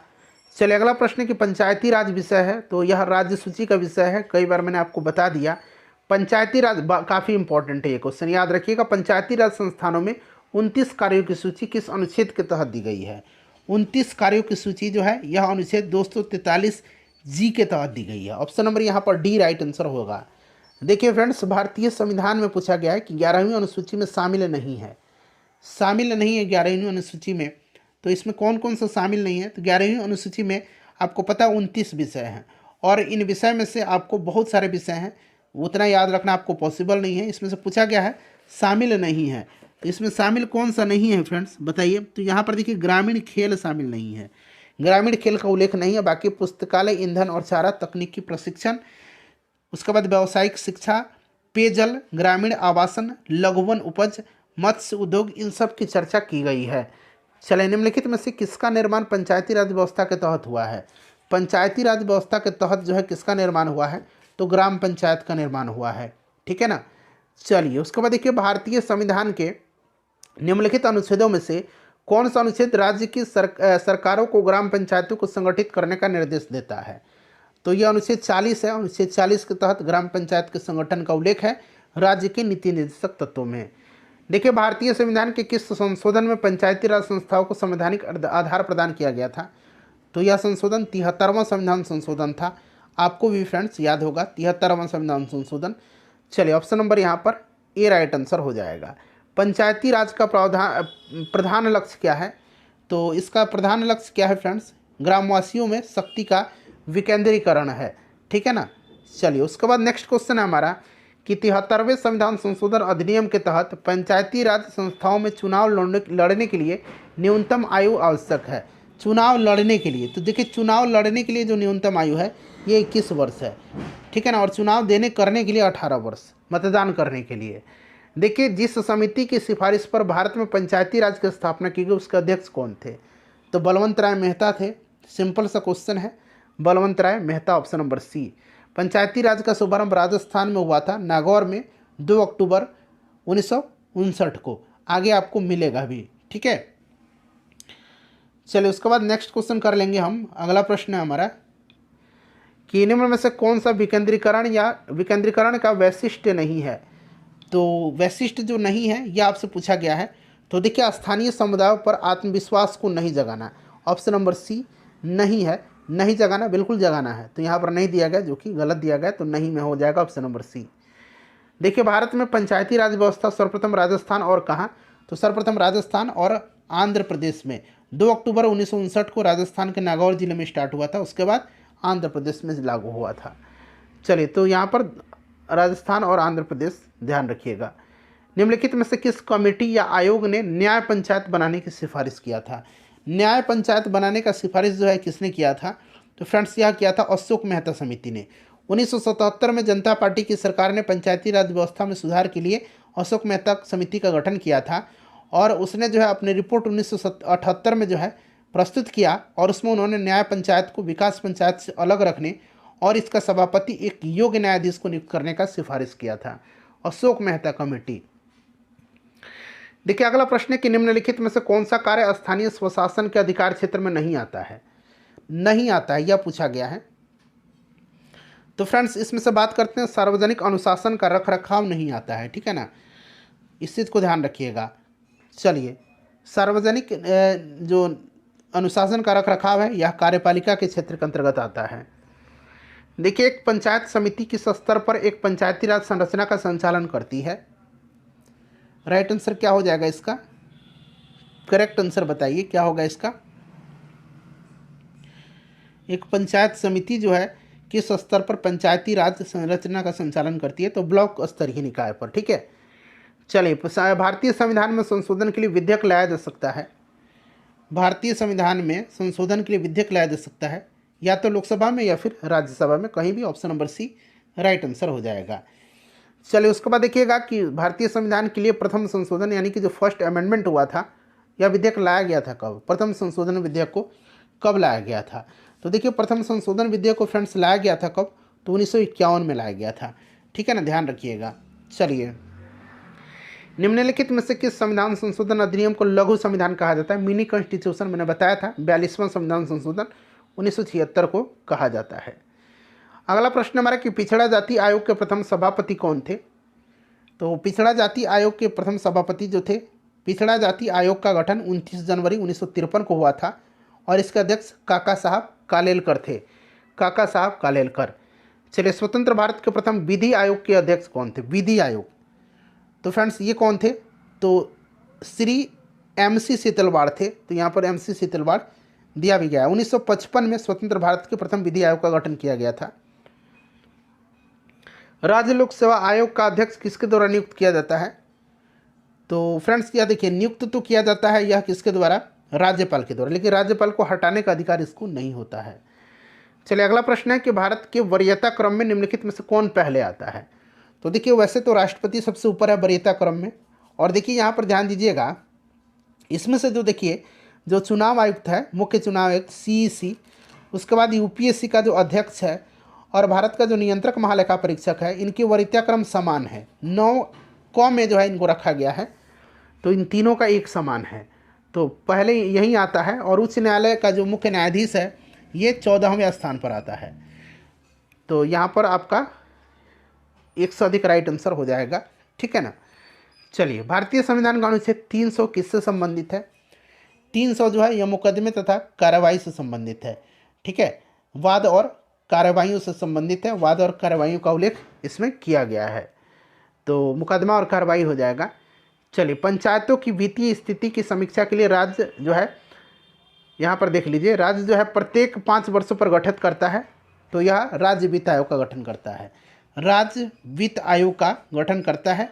इस चीज़ को ध्यान रखिएगा। अनुच्छेद 243 झ जो है इसी के अंतर्गत आगे मिलेगा आपको। और भी मणिपुर राज्य का गठन हुआ था। मणिपुर राज्य का गठन 1971 के तहत जो है, जो आपका उत्तरी पूर्वी क्षेत्र पुनर्गठन अधिनियम 1971 के तहत मणिपुर राज्य का गठन मेघालय और त्रिपुरा राज्यों के साथ 21 जनवरी 1972 को हुआ था। 11वीं अनुसूची द्वारा पंचायती राज संस्थाओं को कितने विषयों पर नियंत्रण करने का अधिकार दिया गया। पंचायती राज में 29 विषय हैं, ठीक है ना, ध्यान रखिएगा। चलिए उसके बाद देखिएगा कि संविधान सभा की पहली बैठक कब हुई थी। तो मैंने बता ही दिया था 9 दिसंबर 1946 को, दूसरी 11 दिसंबर 1946 को, जिसमें डॉक्टर राजेंद्र प्रसाद को अस्थायी अध्यक्ष बनाया गया था और इसमें सच्चिदानंद सिन्हा अस्थायी अध्यक्ष थे। चलिए उसके बाद देखिए जानवरों के प्रति क्रूरता की रोकथाम को भारतीय संविधान की किस सूची में रखा गया है। तो फ्रेंड्स इसको समवर्ती सूची में रखा गया है। जो जानवरों के प्रति क्रूरता की रोकथाम है, prevention of cruelty to animals, संविधान की 7वीं अनुसूची की समवर्ती सूची में प्रविष्ट जो है 17 के तहत उल्लेखित है, तो ये समवर्ती में आएगा। देखिए भारत के राष्ट्रपति के चुनाव मंडल में कौन कौन से सम्मिलित होते हैं। तो चुनाव मंडल में मैंने आपको बताया था कि जो भारत के जो दोनों संसद है, दोनों सदन, उसमें निर्वाचित सदस्य, राज्य विधानसभा के निर्वाचित सदस्य, और जो दिल्ली और पुदुचेरी है वहाँ के विधानसभा के निर्वाचित सदस्य। तो यहाँ पर राइट आंसर इसका क्या हो जाएगा, तो आप देखेंगे फ्रेंड्स, तो ऑप्शन नंबर डी यहाँ पर करेक्ट आंसर हो जाएगा। चलिए उसके बाद देखिएगा कि निम्नलिखित में से किस संवैधानिक संशोधन अधिनियम द्वारा मंत्रिपरिषद की संख्या लोकसभा के कुल सदस्यों के 15% की सीमा तक निर्धारित की गई है। तो यह आपका 91वां संविधान संशोधन अधिनियम 2003 है, ठीक है ना। ऑप्शन नंबर यहाँ पर सी राइट आंसर हो जाएगा। उसके बाद देखिएगा कि भारतीय संविधान के अनुच्छेद 110 के अनुसार धन विधेयक की परिभाषा में क्या सम्मिलित है। धन विधेयक की परिभाषा में क्या सम्मिलित है, चलिए बताइएगा, राइट आंसर इसका क्या हो जाएगा। तो देखिए संविधान के अनुच्छेद 110 के उपबंधों के तहत टैक्स लगाना समाप्त करना और उसके विनियमन में परिवर्तन, उसके बाद धन की उधारी का विनियमन करना और भारत की संचित निधि के धन के विनियोग करना और किसी व्यय को भारत जो है संचित निधि पर भारित, ये सब जो यहाँ पर देखिएगा 1 में भी है, 2 में भी है, 3 में भी है, ठीक है, संचित निधि में भी है, तो 1 से अधिक राइट आंसर होगा इसका। कटौती प्रस्ताव का उद्देश्य क्या होता है। कटौती प्रस्ताव का उद्देश्य होता है बजट प्रस्ताव में खर्च में कमी का प्रस्ताव प्रस्तुत करना। Option number C right answer होगा। देखिए अगला प्रश्न है कि इंदिरा साहनी बनाम भारत संघ मुकदमे में सर्वोच्च न्यायालय के निर्णय किस विषय से संबंधित है। तो देखिए इंदिरा साहनी बनाम भारत संघ मुकदमे में सर्वोच्च न्यायालय का जो निर्णय है यह किस विषय से संबंधित है। तो सरकारी नौकरियों में अन्य पिछड़ा वर्ग के आरक्षण से। चलिए उसके बाद नेक्स्ट क्वेश्चन कर लेंगे। कहाँ पर आए थे हम लोग, 1 मिनट रुक जाइए।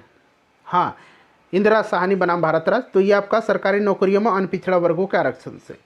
देखिए मिलान करना, एक तरफ पंचायती राज कमेटी है और दूसरा वर्ष दिया गया, ये सब देख लीजिए, ये सब पंचायती राज समिति ही है, ठीक है ना। इस चीज़ को आप याद रखिएगा, मिलान कर लीजिएगा। मिलान में बताता हूँ, मिलाइए 3, 1, 5, 2 और 4, मैं आंसर बता दिया। अब यहाँ से आप लोग मिलाइए। देखिए CH हनुमंता राव आपका 3 हो जाएगा, 3 यहाँ पर आइए, 3 1984, ठीक है। 3, 1, 5, 2, 4, 3, 1, 5, 2, 4, तो CH हनुमंता राव 1984। GV के राव समिति यह आपका 1978 अशोक मेहता समिति, 5 में देखिए 1900 जीबी के राव समिति, एक ना हो जाएगा, ये 1985 हो जाएगा। अशोक मेहता समिति 1978, एल.एम. सिंघवी 1986 और बलवंत राय मेहता 1957। ठीक है, तो ये आप लोग मिला लीजिए। चलिए उसके बाद देखिएगा कि भारत में किसी दल को राष्ट्रीय दल बनने हेतु पूर्व चुनाव में कम से कम कितना प्रतिशत वोट प्राप्त करना है, कितना प्रतिशत वोट जो है हासिल करना है। चलिए बताइएगा राइट आंसर क्या होगा इसका।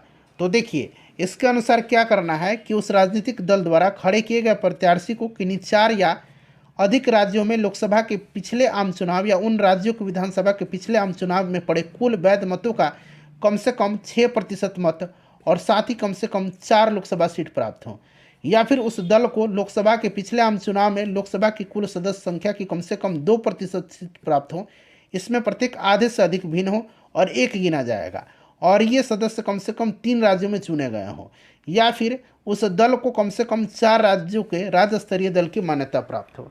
इसलिए ऑप्शन नंबर ई जो होगा राइट आंसर होगा इसका। ठीक है ना फ्रेंड्स, ध्यान रखिएगा।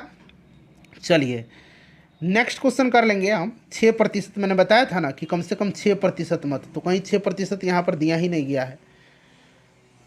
4 या 4 से अधिक राज्यों में लोकसभा के चुनाव या उन राज्यों के पिछले आम चुनाव कुल वैध मतों का कम से कम 6%, तो नहीं है यहाँ पर।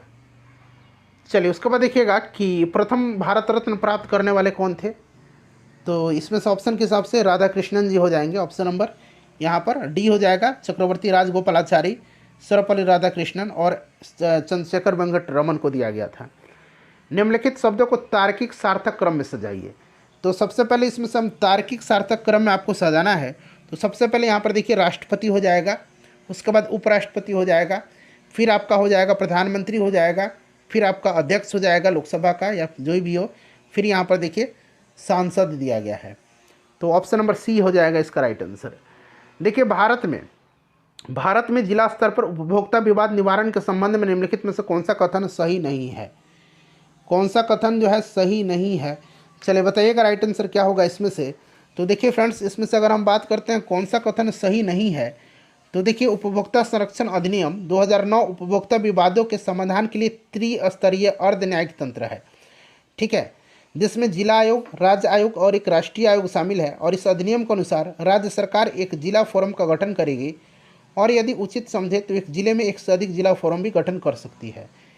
इस जिला फोरम के अध्यक्ष जो है योग्य जिला जज की योग्यता एवं कम से कम 2 सदस्य होंगे, जिसमें कम से कम एक महिला सदस्य अवश्य होंगी जिसकी उम्र 35 वर्ष होनी चाहिए, और जिला आयोगों के क्षेत्राधिकार में शिकायतें आएंगी जहां वस्तुओं या सेवाओं के लिए किए गए भुगतान का मूल्य 50 लाख रुपये से ज़्यादा न हो। ठीक है, तो यहाँ पर देखिए फोरम में महिला भी होगी, उचित समझे जिले में एक से अधिक फोरम की स्थापना भी कर सकेगा, ये भी सही है, इसीलिए एक से अधिक यहाँ पर राइट आंसर हो जाए। कौन सा सही नहीं है, चूँकि सारे सही हैं तो कोई भी इसमें गलत नहीं है, इसीलिए ऑप्शन ई राइट आंसर होगा। सही पुस्तक कौन सा सही है, तो एक से अधिक होता है, कौन सा सही नहीं है, तो चूँकि सारे सही हैं इसीलिए कोई भी गलत नहीं है इसमें। देखिए निम्नलिखित में से किसे समुदाय विकास के पहले कार्यक्रम के रूप में स्थापित किया गया था। तो फ्रेंड्स यह किया गया था सहयोग आंदोलन को। ठीक है ना, सहयोग आंदोलन को। चलिए कोऑपरेशन मूवमेंट को। भारतीय संविधान का अनुच्छेद 14 में लिखा हुआ है कानून के समक्ष समानता किस देश के संविधान से लिया गया है। तो फ्रेंड्स यह ब्रिटेन से लिया गया है, इस चीज़ को ध्यान रखिएगा। ठीक है ना। भारतीय संविधान को बनाने में कितना समय लगा है, 2 वर्ष 11 माह और 18 दिन का समय लगा है। राज्य का मंत्रिपरिषद सामूहिक तौर पर किसके प्रति उत्तरदायी होता है।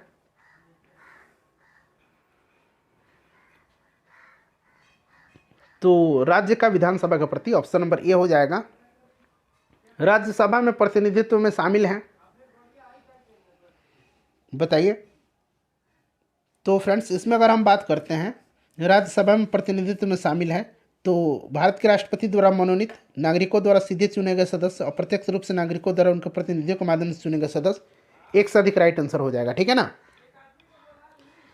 एक से अधिक ऑप्शन डी में है। निम्नलिखित में से किसका संबंध भारत के सर्वोच्च न्यायालय से है। तो सर्वोच्च न्यायालय से संबंध जो है ना, यह आपका कॉलेजियम प्रणाली, उसके बाद अगर बात करते हैं कॉलेजियम पद्धति से भी है, और यहाँ पर देखिएगा ऑप्शन डी होगा इसका, एक से अधिक आंसर दिया गया है। अपीलीय क्षेत्राधिकार का भी उल्लेख किया गया है, ठीक है ना, तो इसीलिए एक से अधिक राइट आंसर हो जाएगा। उसके बाद देखिए यदि भारत के राष्ट्रपति का पद खाली हो और उपराष्ट्रपति तथा राष्ट्रपति मुख्य न्यायाधीश भी उपलब्ध नहीं हो, राष्ट्रपति नहीं है और उपराष्ट्रपति भी नहीं है और मुख्य न्यायाधीश भी नहीं है, ऐसा पढ़ा था ना हमने कि राष्ट्रपति और कि पद खाली होने पर उपराष्ट्रपति नहीं रहने पर ये राष्ट्रपति की तरह कार्य करेगा मुख्य न्यायाधीश। अगर ये भी नहीं है तब कौन करेगा बताइए। तो इस कंडीशन में जो है ना ये सुप्रीम कोर्ट का वरिष्ठतम न्यायाधीश करता है। देखिए भारत ने सुदृढ़ केंद्र के साथ संघीय ढांचे यानी कि फेडरल सिस्टम का विचार कहाँ से लिया है? संघीय ढांचा कनाडा से लिया है, मैं कई बार आपको बता दिया कनाडा से लिया है।